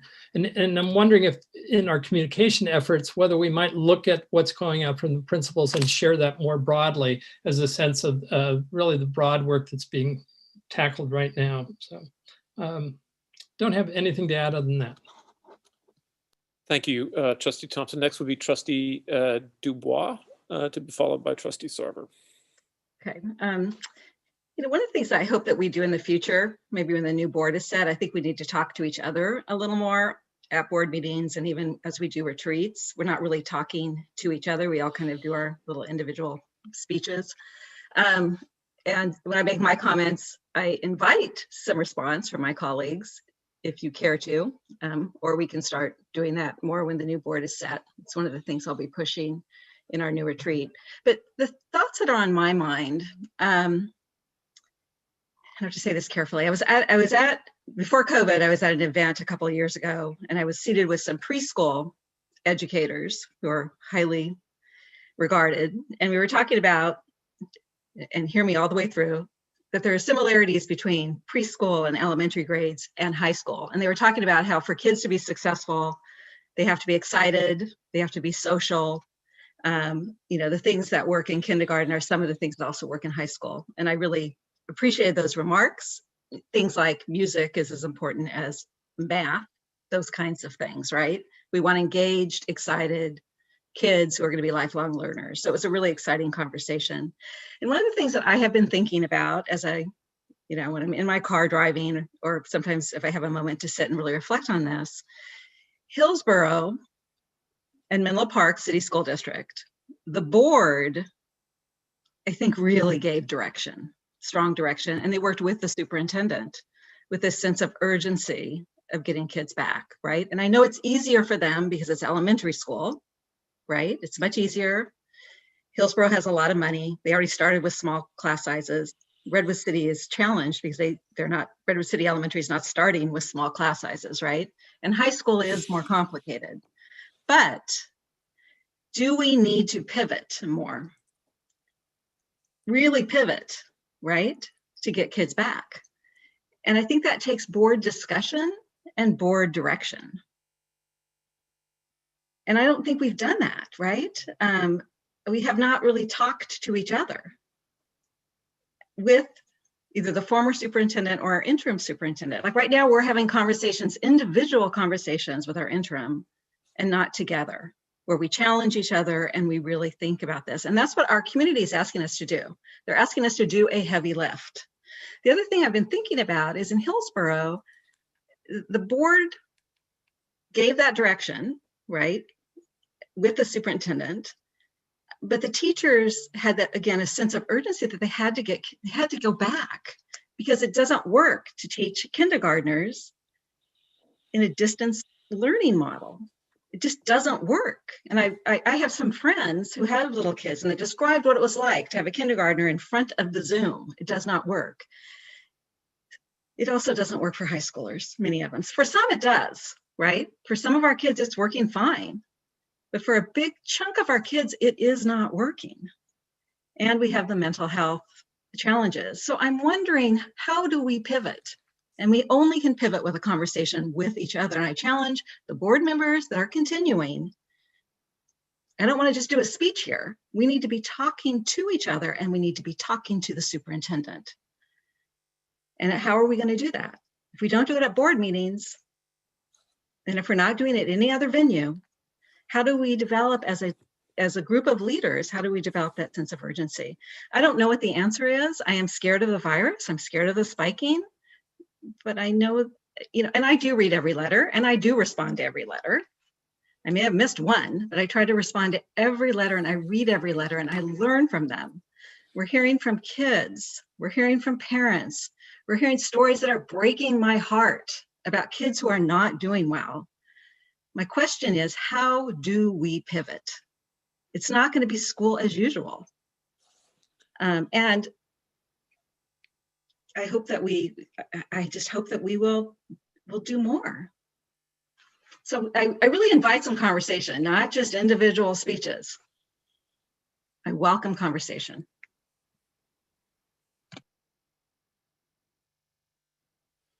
Okay, well, I'm going to go ahead and let the next person in the queue speak, and that would be Trustee Sarver.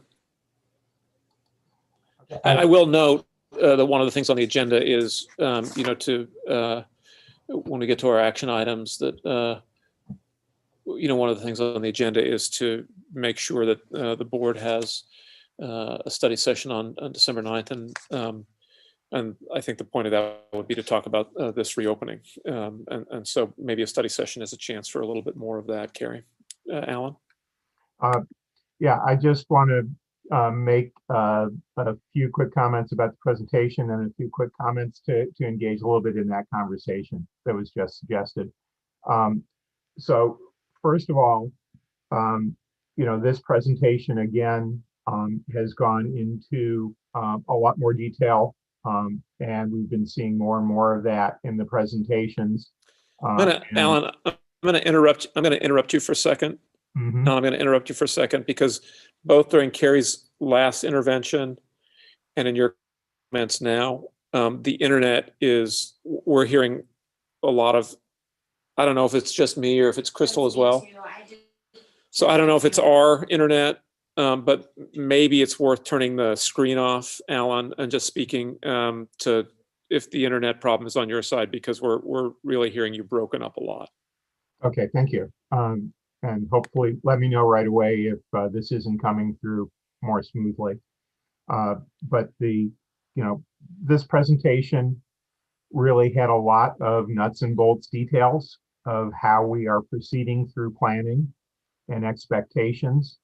And what I've really seen, and of course we've been talking about it a great deal in these recent presentations, is that we are communicating the work that has been going on more and more effectively.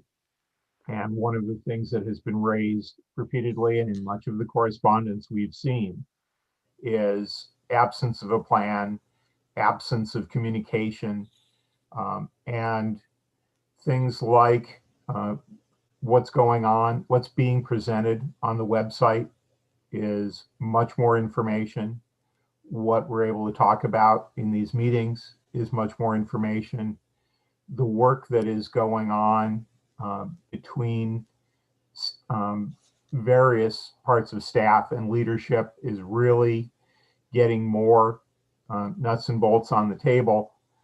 But a big point also that was presented here is how much of this work has been continuously ongoing since the spring. And one of the comments I've made several times is that this is the summer that didn't happen. It didn't happen for our staff. It didn't happen for the families that attend our schools. It didn't happen for our board members. It didn't happen all over the country and much of the world. And this district was at least as strong as any group anywhere in working through the quote time off that we had on these issues. And we saw that physically, what's really standing in our way is completion of the HVAC work that has been underway for months and months. And we've been working on buildings that are more than 100 years old to pivot. and many other buildings that are 60 years old to pivot. And we are getting ready to submit a plan. But this work has involved not only work within our district, but work across districts, across the county, checking in with peers all around the region, all over the state, all over the country, to be getting examples of different ways that things have been done and what's been successful and where the challenges are. Today, I heard from the county superintendent of schools that 9 out of 23 districts in the county so far have submitted plans for reopening. This district isn't way behind the curve. This district isn't alone in digging in their heels and being recalcitrant. This district is working as hard and achieving as much as our peers around us.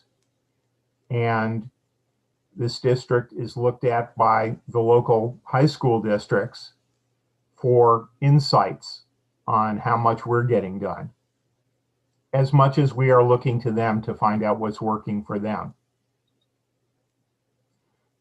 Other comments that I've heard in meetings I've attended over the past week came from the state superintendent of instruction, Tony Thurman, who said in a meeting of San Mateo County elected officials and business officials that the energy is going into fixing internet connectivity across the state, because particularly in the high schools, return to class seems increasingly unlikely for the rest of this school year, and maximizing and improving the ability to do distance instruction and distance learning as well as possible is where we've got to be focusing energy as a statewide community.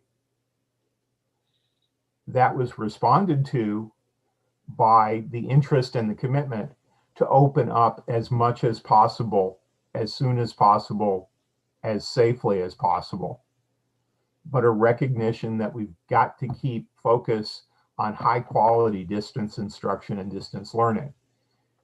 The tricky part of this planning effort is how different high schools are from elementary schools, and how much has already been invested in bringing together an online environment that is representative of the rich academic and support opportunities that our high schools offer. Yes, there are challenges. It's not as good as being in person. It's not as good as not being in the middle of a pandemic. But it's a heck of a replication effort in a completely new environment. So when we talk about pivoting entirely, the programs I've seen where there is aggressive movement in reopening middle schools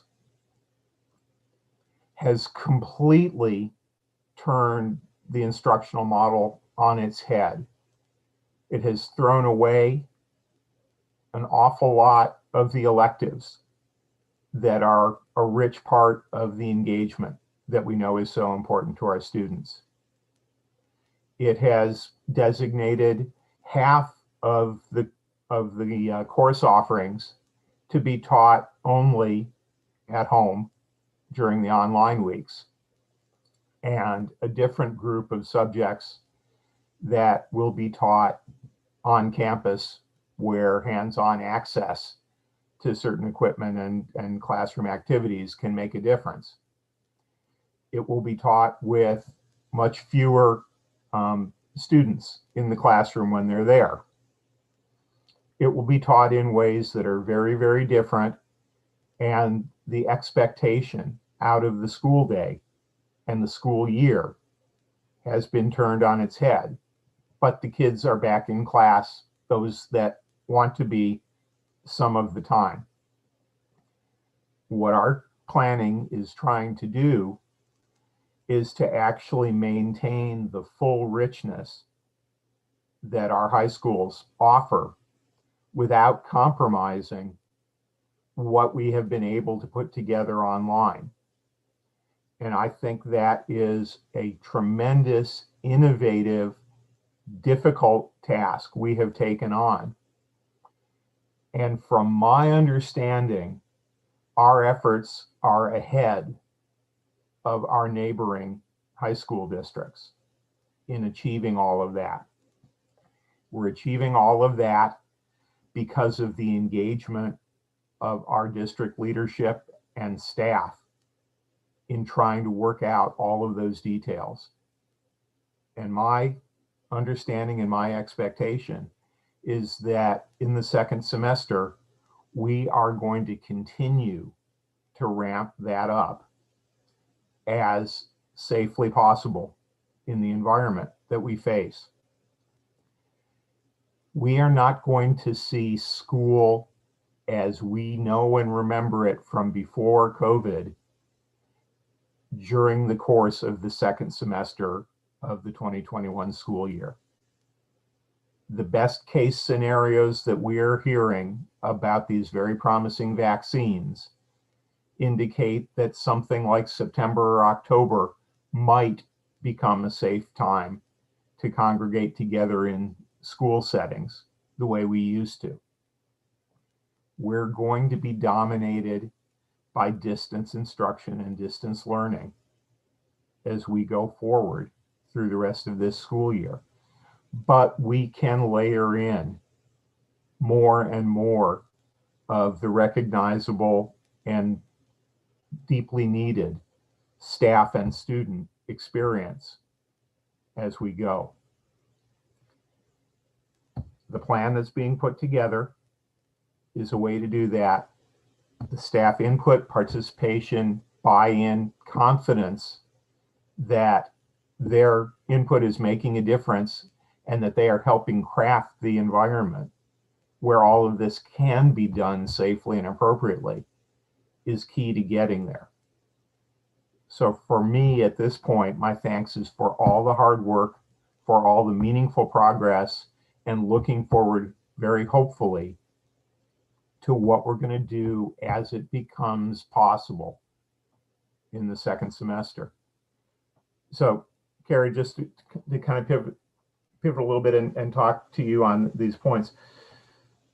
We talked about a bit in the spring, in the early phases of the academic task force and through summer periods about how could we change things up that would let more students in? How could we completely alter scheduling, days on campus, the way different courses were offered and things like that. And we got a lot of student and parent and staff feedback in those discussions that sacrificing the structure of our schools and our academic offerings and our electives and social supports and things like that was a massive downside that was not a trade-off that would be appropriate. We looked at that kind of a giant pivot and chose the path that we've been going on to try to maintain what makes our high school district and our high schools so special. So I do welcome the idea of more give and take conversation in the board. I do welcome the idea of a retreat very early in the new year with the newly seated board and a lot of deep discussion about our governance practice and whether we can be more effective in our governance and our guidance work. But I don't think that these options and these topics have gone ignored and undiscussed. I think that the communication has not been as strong and clear as it could be, and we're working on that. I think it's getting much better, and I think it's witness in a lot of stuff that we've seen throughout the course of this evening. And we continue to hear from many, many stakeholders and listen and learn. I want to continue hearing from everybody, and I want to continue communicating what we're doing and move forward with our planning and our execution. So that was my big speech, and I'm happy to continue with any other conversation that we have. All right. Are there other comments or questions from board members on the plan that was presented? I will just express my continuing anxiety about the issue of student testing. I think, look, I will say testing is what I consider to be, the most challenging technical aspect. Obviously making sure that we are, the superintendent has adopted a slogan of "Together we go," which is that we have to kind of all be on board and moving.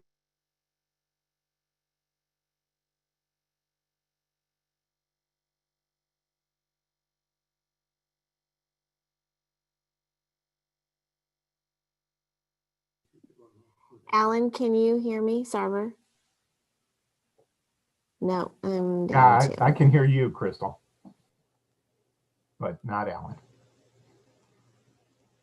Sarver, if you can hear me, can you move the meeting forward? Alan and I are having internet connectivity issues in the boardroom. Okay. All right. So, Alan, yes. would it be okay? There's a couple of parents that I think want to speak. What I'd like to propose, if anybody can hear me, is that we take a short recess because we're having significant connectivity problems, having at least. Okay, I'll take that as vice president, and with that, it is exactly 8:30 now. Alan, would we be able to take some public comment again? Because some hands are raised. Would that be possible? I would like to be able to bring the superintendent and board president back into the conversation to take more input. So let us take a 10-minute break now, which I think many of us could use anyhow. And we'll check back in at 8:40 to see if everybody's able to join us again.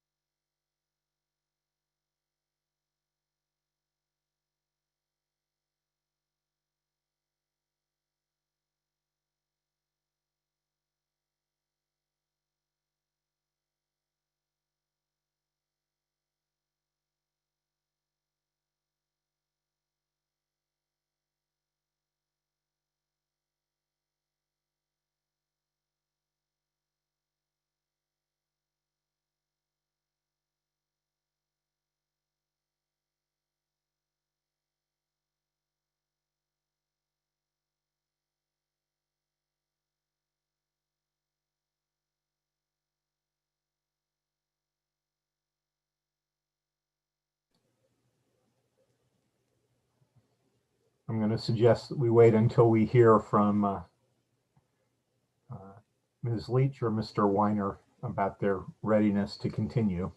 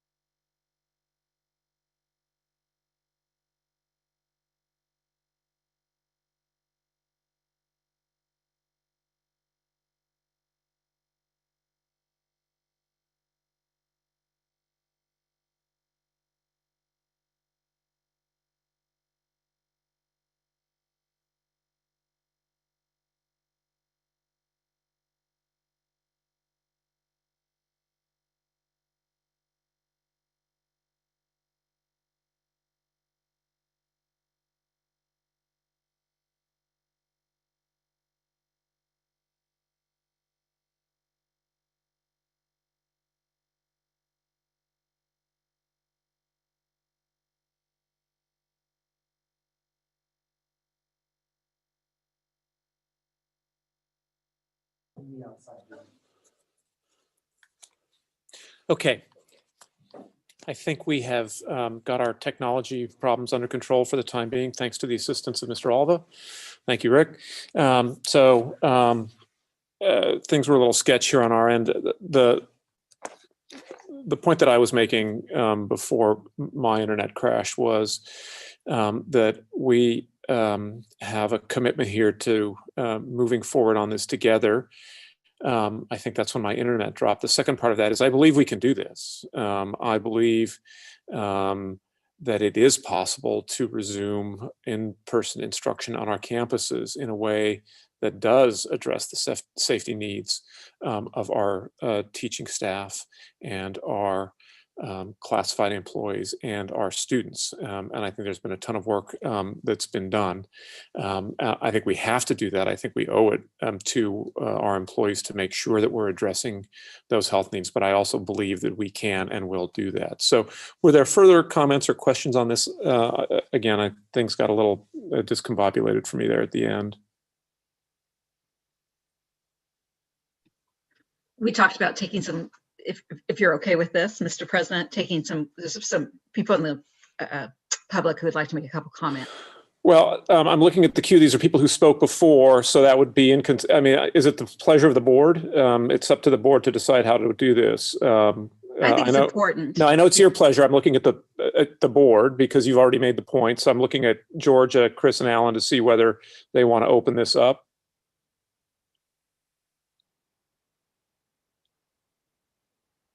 let's open it up, but let's go ahead and give 2 minutes to people so that we don't end up just caught in a cycle. So Mr. Alva, if you are able to go ahead and unmute attendees. So no, we're not starting with a whole new, well, so now we've got a whole new queue, Carrie. So how do you want to do it? Okay, Kelly.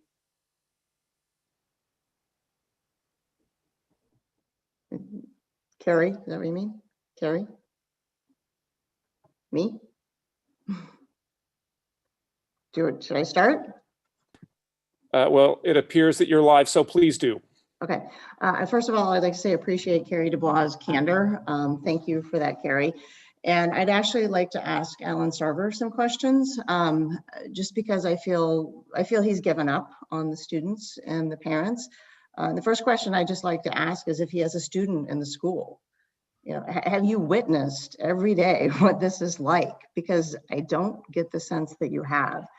You're an elected official and you've resigned to distance learning dominating the rest of 2021.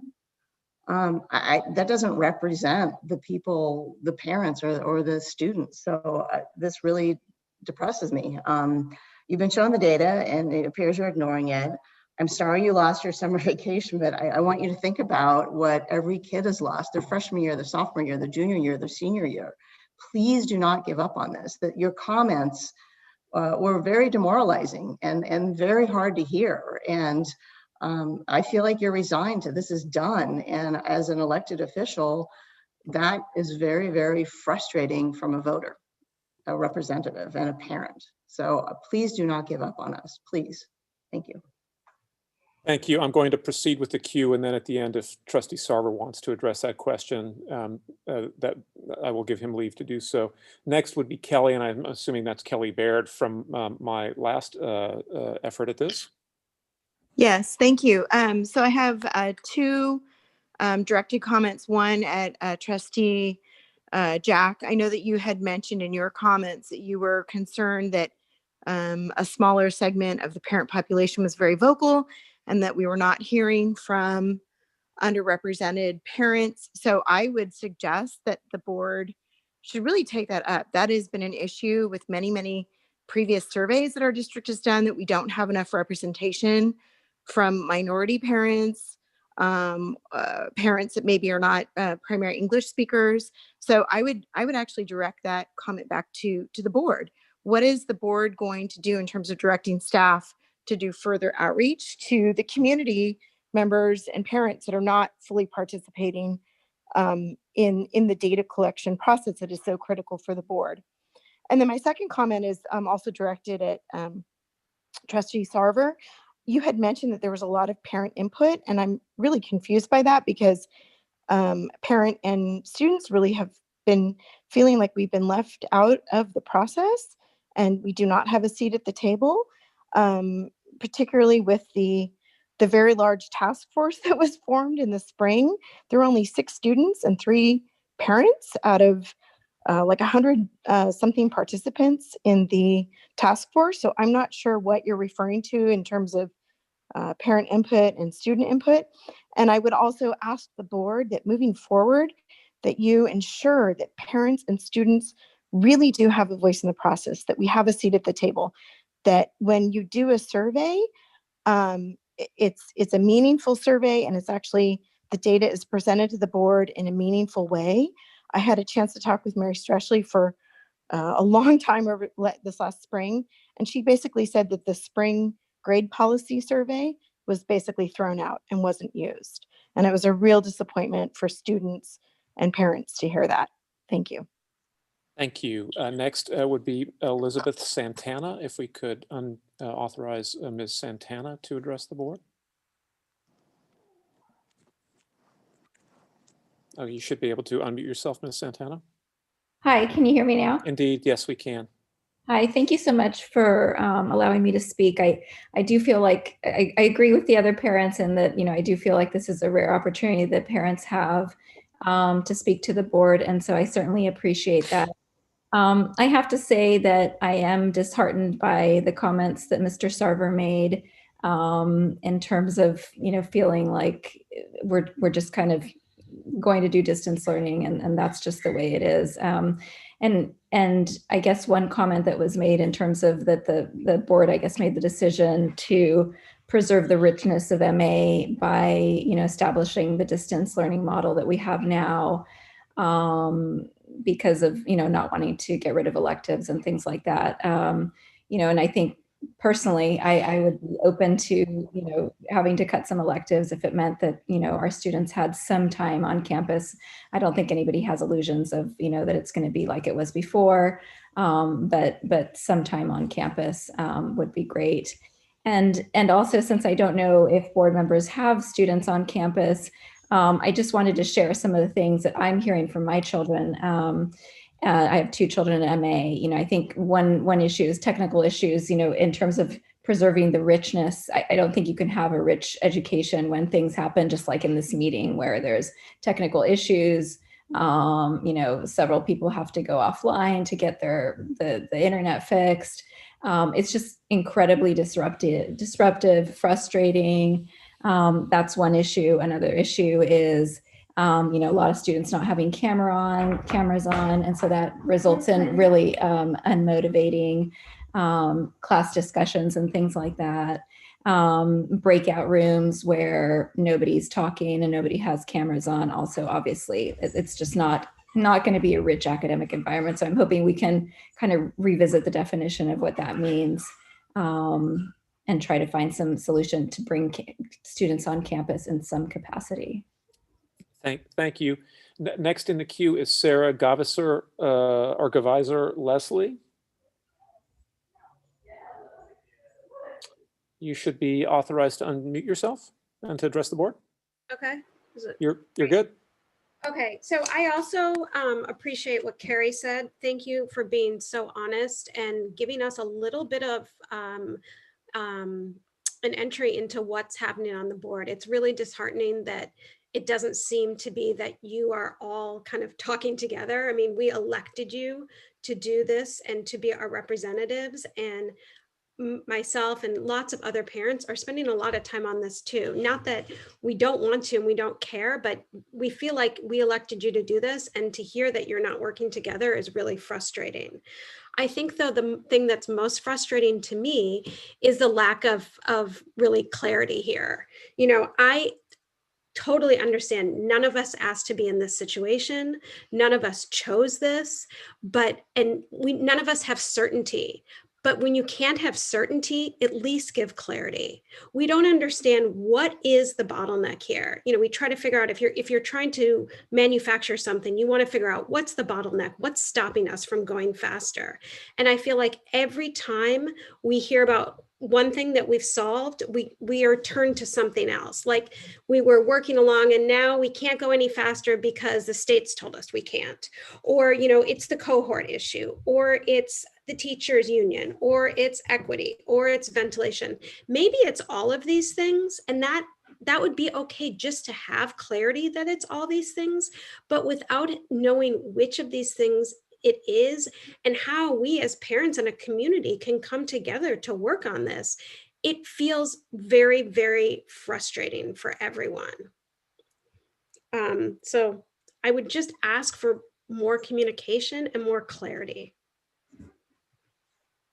Thank you. Next in the queue would be Alexis Deneen.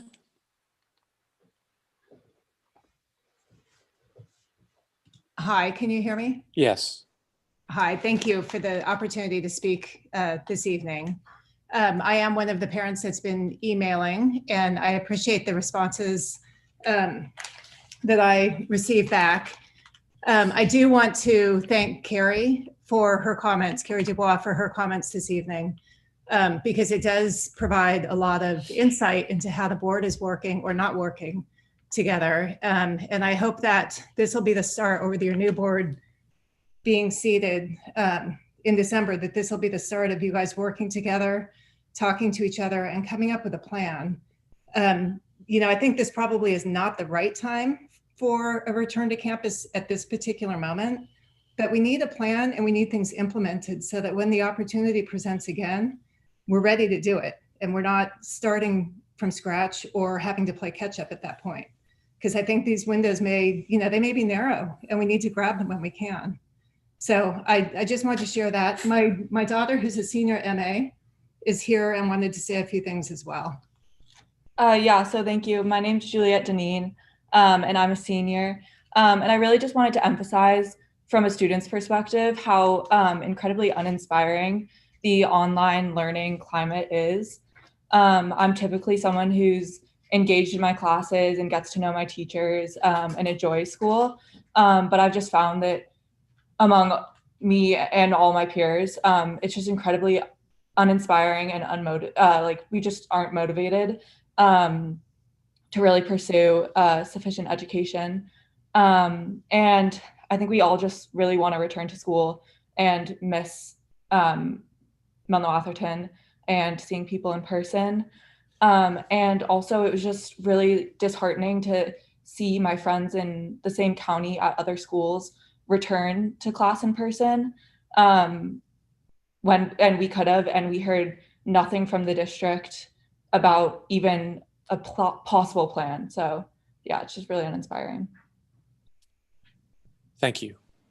Okay, let's go ahead, and then that exhausts the queue. Let's go ahead and go back. Are there further comments or questions on the COVID update plan? Yeah, if I may, I'd like to respond to a couple of the things that were called out. Okay, and I'm going to say this right now.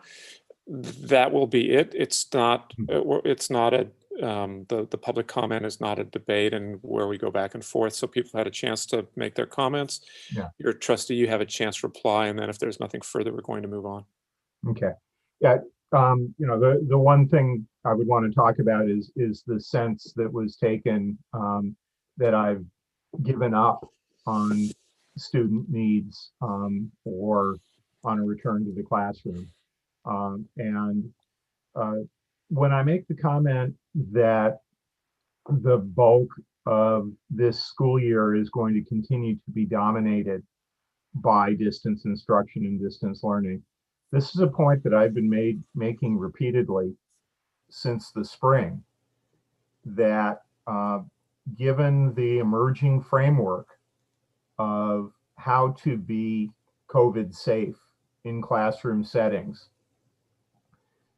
since the spring, but with many refinements along the way, it has been consistently clear that significantly less than half of our student body will be able to be on campus at any time until we are back to some kind of normal in an inoculated world.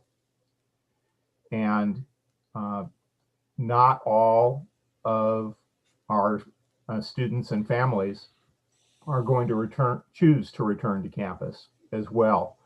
So at any given time, we are going to have the majority of our student body outside of the walls of our campuses and learning from home. That tells us that we have to have a strong distance instruction environment in place. And it is a reason that I was saying in the spring how much energy we needed to be dedicating to strengthening the distance instruction that we were able to offer, because it was going to dominate what we would see for the duration of the pandemic. None of the information that has emerged in any of the guidance that we're getting from any health authorities at any level have indicated that we're going to bring all of our students back onto the campus together at the same time. We're going to be seeing less than half on campus at any given time. The other half are going to be learning in a distance mode, the other more than half. We need to be able to bring the ones that come back on campus into the education environment in a way that doesn't undermine the majority of what is continuing to be delivered. That's the point I continue to try to make. It's not giving up on anything. It's trying to build the way we can accomplish all the things that we need to do to make school successful and effective. And you know, that's the one I'll go into, and I'll leave it at that. Okay, Trustee Thompson.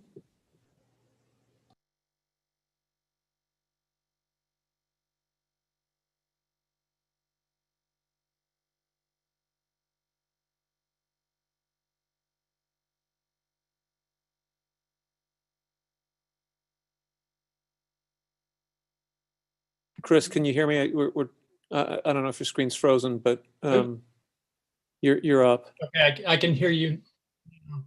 I wanted to put in a brief word of support for my colleague, Alan Sarver, because we've worked together for 11 years. I can't think of a board member who is more empathetic to the role of students, a board member who knows more intimately about the workings of the district, a board member who listens carefully to parent community, to a board member that's more courageous in his statements. And so I think it's unfortunate when we get sort of ad hominem remarks that talk about the way board members are acting. And in this particular case, I wanted to recognize that in my colleague, Alan Sarver, who I think is exemplary in a very difficult time. I might add to that I think all of the board are interested in deliberation and discussion. The question should be, what do we want to throw out for discussion? What would you have us direct the district to do differently? Not that we should ask for more discussion. I think we as a board have been providing direction. We've been providing direction about the urgency of issues. We've been providing direction about communication, and staff have responded to those things. And so if we're going to have more deliberation, which we all welcome, I think that it's got to be led by what questions do we want to deliberate about? What do we want the staff to do differently? Thank you. Okay. All right, I think we have concluded our consideration of this discussion item for the evening. And so I think there are questions that we have noted down that were raised by staff, which we may not be able to answer, which staff may not be able to answer at this meeting. But again, this is an example of the kind of thing that we will be addressing where possible through updated content on our website. So I thank you for that information. All right, let's move on to item 15.1, which would be consideration of adjusting the trustees' meeting schedule. Well, I mean, you can sort of see this as a pretty self-explanatory item. We originally had a regular board meeting scheduled for the 9th and a study session scheduled for the 16th. I think the proposal is to change the meeting on the 9th to a study session so that the meeting on the 16th, which would be the first meeting with the newly installed board, would be a regular meeting. We also had not finalized the topic for the study session, and I think we all believe, in part because of the board's own interests and also to be responsive to concerns that have been raised, that we should be focusing at that meeting on reopening plans. That's what we should devote the December 9th study session to. So that's the setup. Any discussion, questions, comments about that item?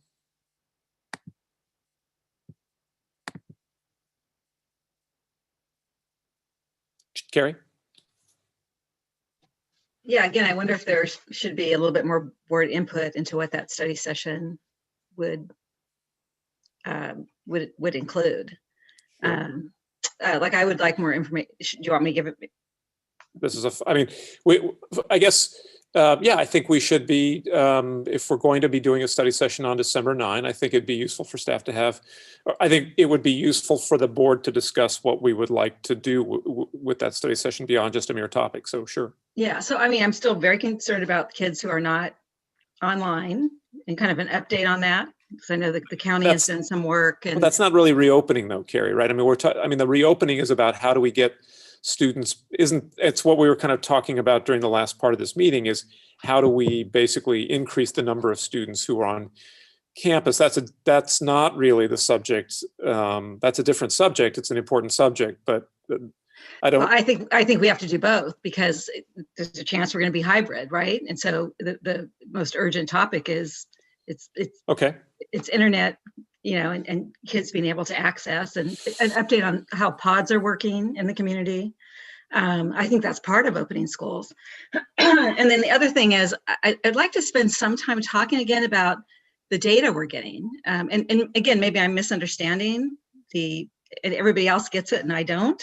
You know, when we're looking at absenteeism, I would like to frame that differently, but we need to talk to each other about what we want as board members. So can we talk about those two things? Okay, so students who are not connected and absenteeism are the two things that the superintendent should be writing down. Okay.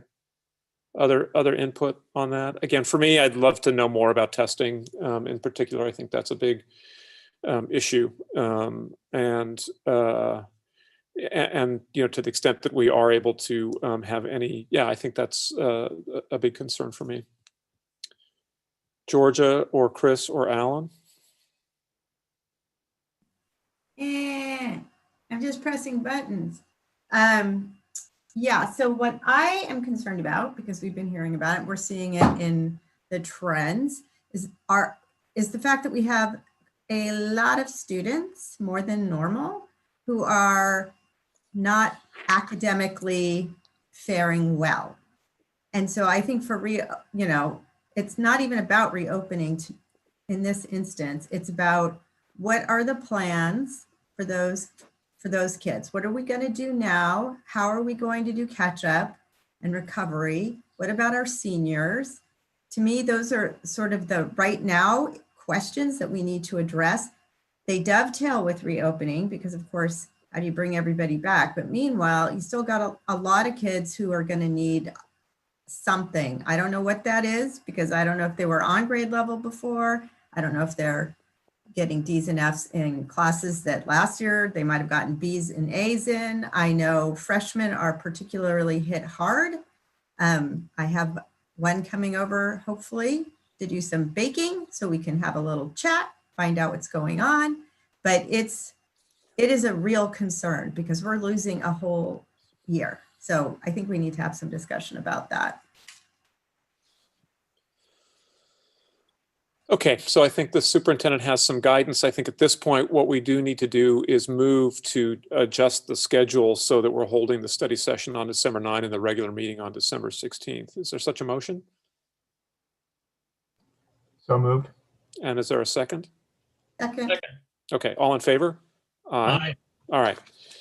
So we've accomplished that. Let's then move on to item 15.2, which is... Ellen, maybe it's too late because we voted. I also wanted to talk about the retreat because we're talking about the calendar, right? No, this is not the calendar. This is not, okay. That'll be an issue for the new board. This is just the calendar for these two meetings. Okay. On December 9 and December 16th. It's not the larger issue of the calendar. Okay.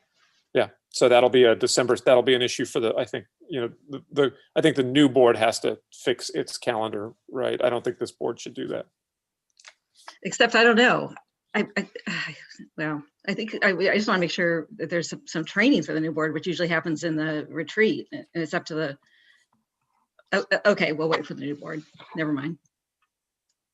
Okay, 15.2 is what I like to call a reconciliation of a document and also a change in grading policy. Am I assuming that Ms. Hanson will be leading discussion on this item? I'm happy to lead discussion on Or this should item. Or is that right? Yes. I should not presume. You should not presume. Bonnie. All right, thank you for your time and attention. A special thank you to Alan Weiner. I've asked him if he plans on still providing legal advice once he steps down from the board, and he has let me know that his phone number won't change. He may change his mind about that after a couple months, but I'm grateful to him for helping me to write this oversight and then help me with the language for what comes before you this evening as new. So AR 5121, grades, evaluation of student achievement, is a policy that I'm seeing far more this year, as are you, than is the norm.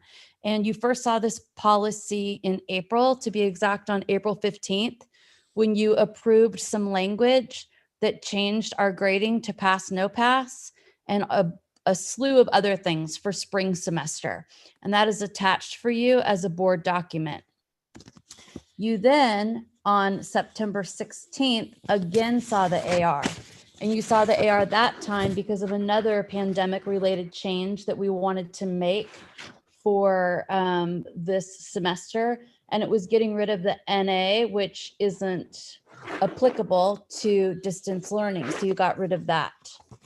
What yours truly did not catch when I brought the AR back to you on September 16th was that Gamut had not yet uploaded the adopted language from April 15th.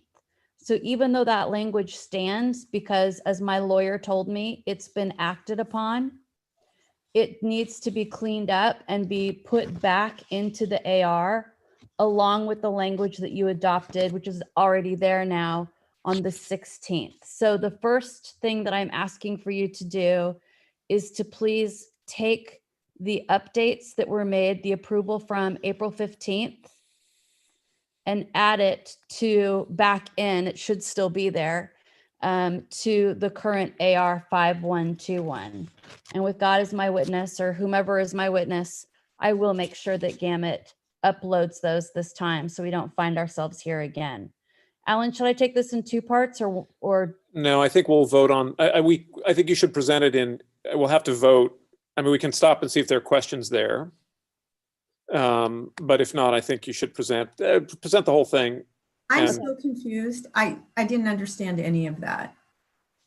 Well, that would be me, not you. So you've got 3 attached documents. The first attached document were the updates that were made to AR 5121 on April 15th. And they are in green on that document. There were the updates that we made to deal with grades in a pandemic in the spring. Can you not share your screen so that we're all looking at the same thing? I'm not sharing my screen. I know, I'm asking if that would be possible because it's just. Oh, you're asking me to share my screen. So we're all looking at the same thing and you're talking us through. It's not on my screen. I printed it out, but if somebody can tell a bad joke, I can get to it. Because I'm just super confused because I feel like there are 3 documents. They all seem to have similar numbers on them and they all have green. Okay, just a moment. Okay, let me try this. So. Great, thank you, Alan. In April, we made this change, right? We made all of these adjustments to deal with distance learning, right? That's the green stuff. And you approved that on April 15th. Okay, so then at a subsequent meeting, Bonnie, what was the date of that meeting? September 16th. At the September 16th meeting, we made another change in grading policy, which was to remove the NA during the period of distance learning. But here's the problem. If you scroll gradually down to the bottom, you'll see that the version of the board policy, which was on Gamut, onto which this grading change was made, had not yet been updated to include the decision that we had taken back in April, right? So all of the changes for grading policy that we made. That makes sense. See, okay. That makes sense now that I can see it. Okay, and now what Bonnie is doing in this document is this one on the screen now? Yes. So she's left this in, that's the NA, which we had before, but she's now making the NA including in a document that has the stuff that we decided back in April. So that's all this is. This is the reconciliation part. We're merging, we're putting in one document decisions that we made at two different points that didn't get written down in the same document the way they're supposed to, right? So that is just the technical reconciliation of putting the April change and the September change in a single piece of paper. Now, so any questions about that? Because then we get to the new bit.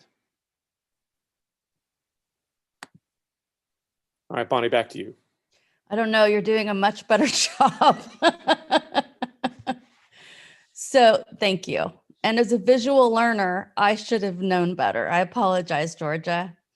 So if you look under H, you will see that in bold and in underlined is the new adjustment that we are recommending be made to this policy. And it has to do with our course withdrawal. In a non-distance learning semester, students who withdraw from a class, unless they're a freshman who can withdraw at any time without penalty, after 6 weeks, they have to take a WP showing that they were passing, or a WF showing that they were failing when they withdrew from the class in fall semester. And that shows up for them to explain on their transcripts. What has been proposed by the head council, no, it was by the IVPs. What has been proposed by the IVPs and unanimously second and thirded by the head counselors and the principals is that because situations for students this semester are so fluid that we just put a W and that there may be no penalty when a student withdraws from a class for this semester. So if I'm cruising along and I'm going to stay in that class and then 2 months in, somebody in my family gets COVID and all of a sudden I'm helping to babysit my siblings or my housing situation changes, we're not going to ask you to put that you're all of a sudden getting a WF or that you're withdrawing with a WP. It'll just stand as a W. Excellent. And then you'll see that the recommendation from the staff is that we, in one decision, both approve this technical reconciliation where we put the two prior changes that we've already made into a single document. And secondly, then approve this new change to the grading policy, which would for this semester have grades recorded with a W rather than a WF or a WP, because that is what is otherwise, if we don't change the policy, that is otherwise our standard grading policy is to have a WF or a WP. So since that is existing policy, you can see this would be what would be required under our policy in normal conditions is to give either a WP or a WF. And so we are modifying that. The proposal is to modify that for this semester. Okay, questions or comments on that? I'm going to take the screen away so I can see your faces.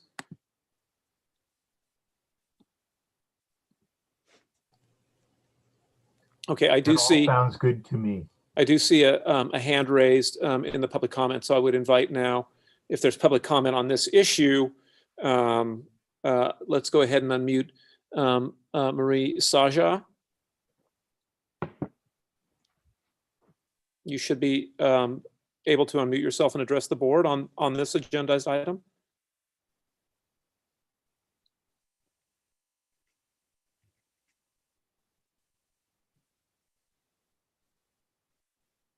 Ms. Sajia? Okay. All right. I'm not hearing anything, so let's go ahead and proceed with our business. Any other further comments or observations on the change to AR 5121? If not, I'd invite a motion to approve staff's recommendations. So moved. Is there a second? Second. Second. All in favor? Aye. Aye. Okay, great. Okay, so that has been approved. That brings us to item 7.3, which was the item that we pulled from consent. And I actually think Ms. Jack, Trustee Jack, I was looking back. I think Okay, Trustee Sarver so- was right. You actually Yeah. did. Yeah. I totally forgot the November thing because Yeah. I considered that an extra. So what I would like to suggest is that the board move approval of the minutes for both November 10 from item 7.3. I'd be grateful if one of my colleagues could move approval. So moved. Is there a second? Second. All in favor? Aye. Any abstaining? Me. Okay, and let's go ahead and correct the record and go ahead and vote independently on item 7.2, which is the minutes of our meeting on October 28th. I'd invite a motion to approve the minutes for that October. one too. Is there a So second? moved. And I'll second that one also. All in favor? Aye. Are there any abstentions? Again, me. Okay, that brings us then to, so the minutes are adopted with the record reflecting Trustee Jack's abstention on item 7.2 and 7.3. That brings us now to item 16.1, which is discussion of future agenda items. I do think that based on the comments that we heard from two students, I'm not exactly sure. Well, I think we should have a discussion about distance learning, and not only the question about how distance learning is working for students who are either getting worse grades or are failing or are not connecting, because we are here, we all knew that there would be a risk of Zoom fatigue. We're hearing from a number of parents that the workload has become quite intense. And so I think my suggestion would be that the board have a discussion item in which it learns about, hears from the sites or hears from staff about how distance remote instruction is going. But again, this would require 3 votes since this would require staff time. So are others in favor of that? I see Chris Thompson would be in favor. I see several. All right, so that will be something that I'm not sure, we'll have to look. It's something we want to take up soon, I think, because if we want to make adjustments or tweaks, we want to be able to hit the ground. We want to be able to do that in time for early in the spring semester. On the other hand, I think there's already going to be a lot on the agenda for December 16th. So we'll have to see whether that can be calendared for December 16th or has to be picked up at an early meeting early in 2021. Okay, that was my only item. Trustee Sarver? Yeah, I have one which has already kind of been floated a little bit. I definitely do think it's not too early to begin trying to get on the calendar for January a board retreat for the new board, and I imagine we can get 2 supporting votes from the other continuing board members that we should begin working with the superintendent to arrange that, and ask whether there is that support. Yeah, I think a retreat is a great idea. I'm also supportive of that. I mean, and I think working with the superintendent is great because she'll have to, coordinate with folks who are not currently on the board. Okay, then I saw that Trustee Nori had his blue hand up. I just had a quick question. So I know everyone had to take like the ICA today. Are we going to hear something like how that went or like the results of that the next meeting? We should probably ask, well, no, I don't want to be presumptuous. I'm going to look at interim superintendent Leach to see whether I should ask Ms. Hanson about that. Ms. Hanson. We would be happy to provide those. We won't have the results of how students did necessarily by that date because the math is hand scored, but I can tell you that our students are the greatest. The numbers of students who took the ICAs and the number of students who had something happen where they got kicked out and then emailed or called to be let back in so they could finish the ICAs was a testament to students across the district. I'm so, so proud of them. So happy to do an update if you'd like for me to wait until we've got results to share. We can do that, but Trustee Nori, that request is music to my ears. Excellent. Then let's hear from Trustee Dubois. So I have a question about how the transition, because it's been 5 years, how the transition meeting happens. Are we going to spend some time talking about like who will do the oath, which is now required of the new board members and returning board member? And are we going to do some planning of that meeting? And I think it's really important. I'm remembering when we appointed a board member many years ago, there were some people in the audience who watched that meeting and felt that it should have been more welcoming. I don't know if you guys got that feedback, but I certainly got that feedback. Like there should maybe be some time, you know, maybe the new board members would like to say a few words, maybe not, but I would like to spend some time planning that meeting. So how do we do that? If you would in fact like to spend some time planning that meeting, my suggestion would be that there be a informal, I would say that there should be like an ad hoc committee that's established, sort of like the benefits committee that Alan and Chris served on.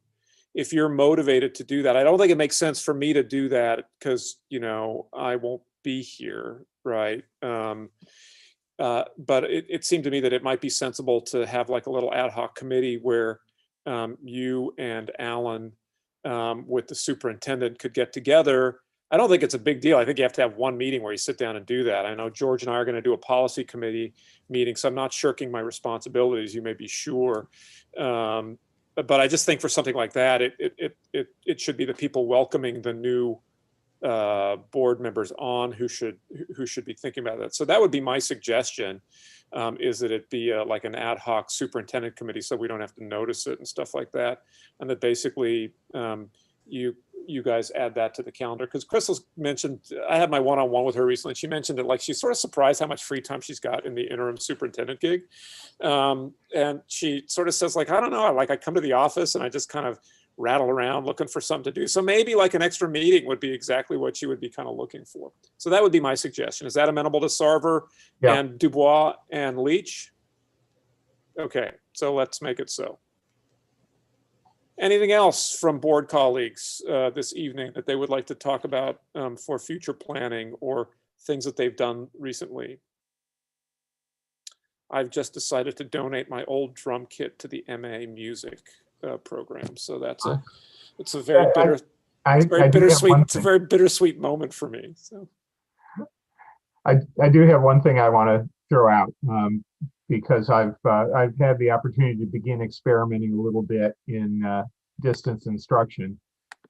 This week we've finally gotten the Music Mentor program going for this year, and so we are running it 3 days a week over Zoom, and I've been thrilled to have more than 50 Carlmont instrumental music students volunteer to participate in the program immediately, and I expect that number to go up. And we're getting a slower response from the BRSSD elementary students, but so far this week we're getting a lot of one-on-one sessions out of multiple Zoom rooms, and we're finding that you know, it is working very, very well. And a big part of that is because the Carlmont students are doing so well on Zoom with instrumental music.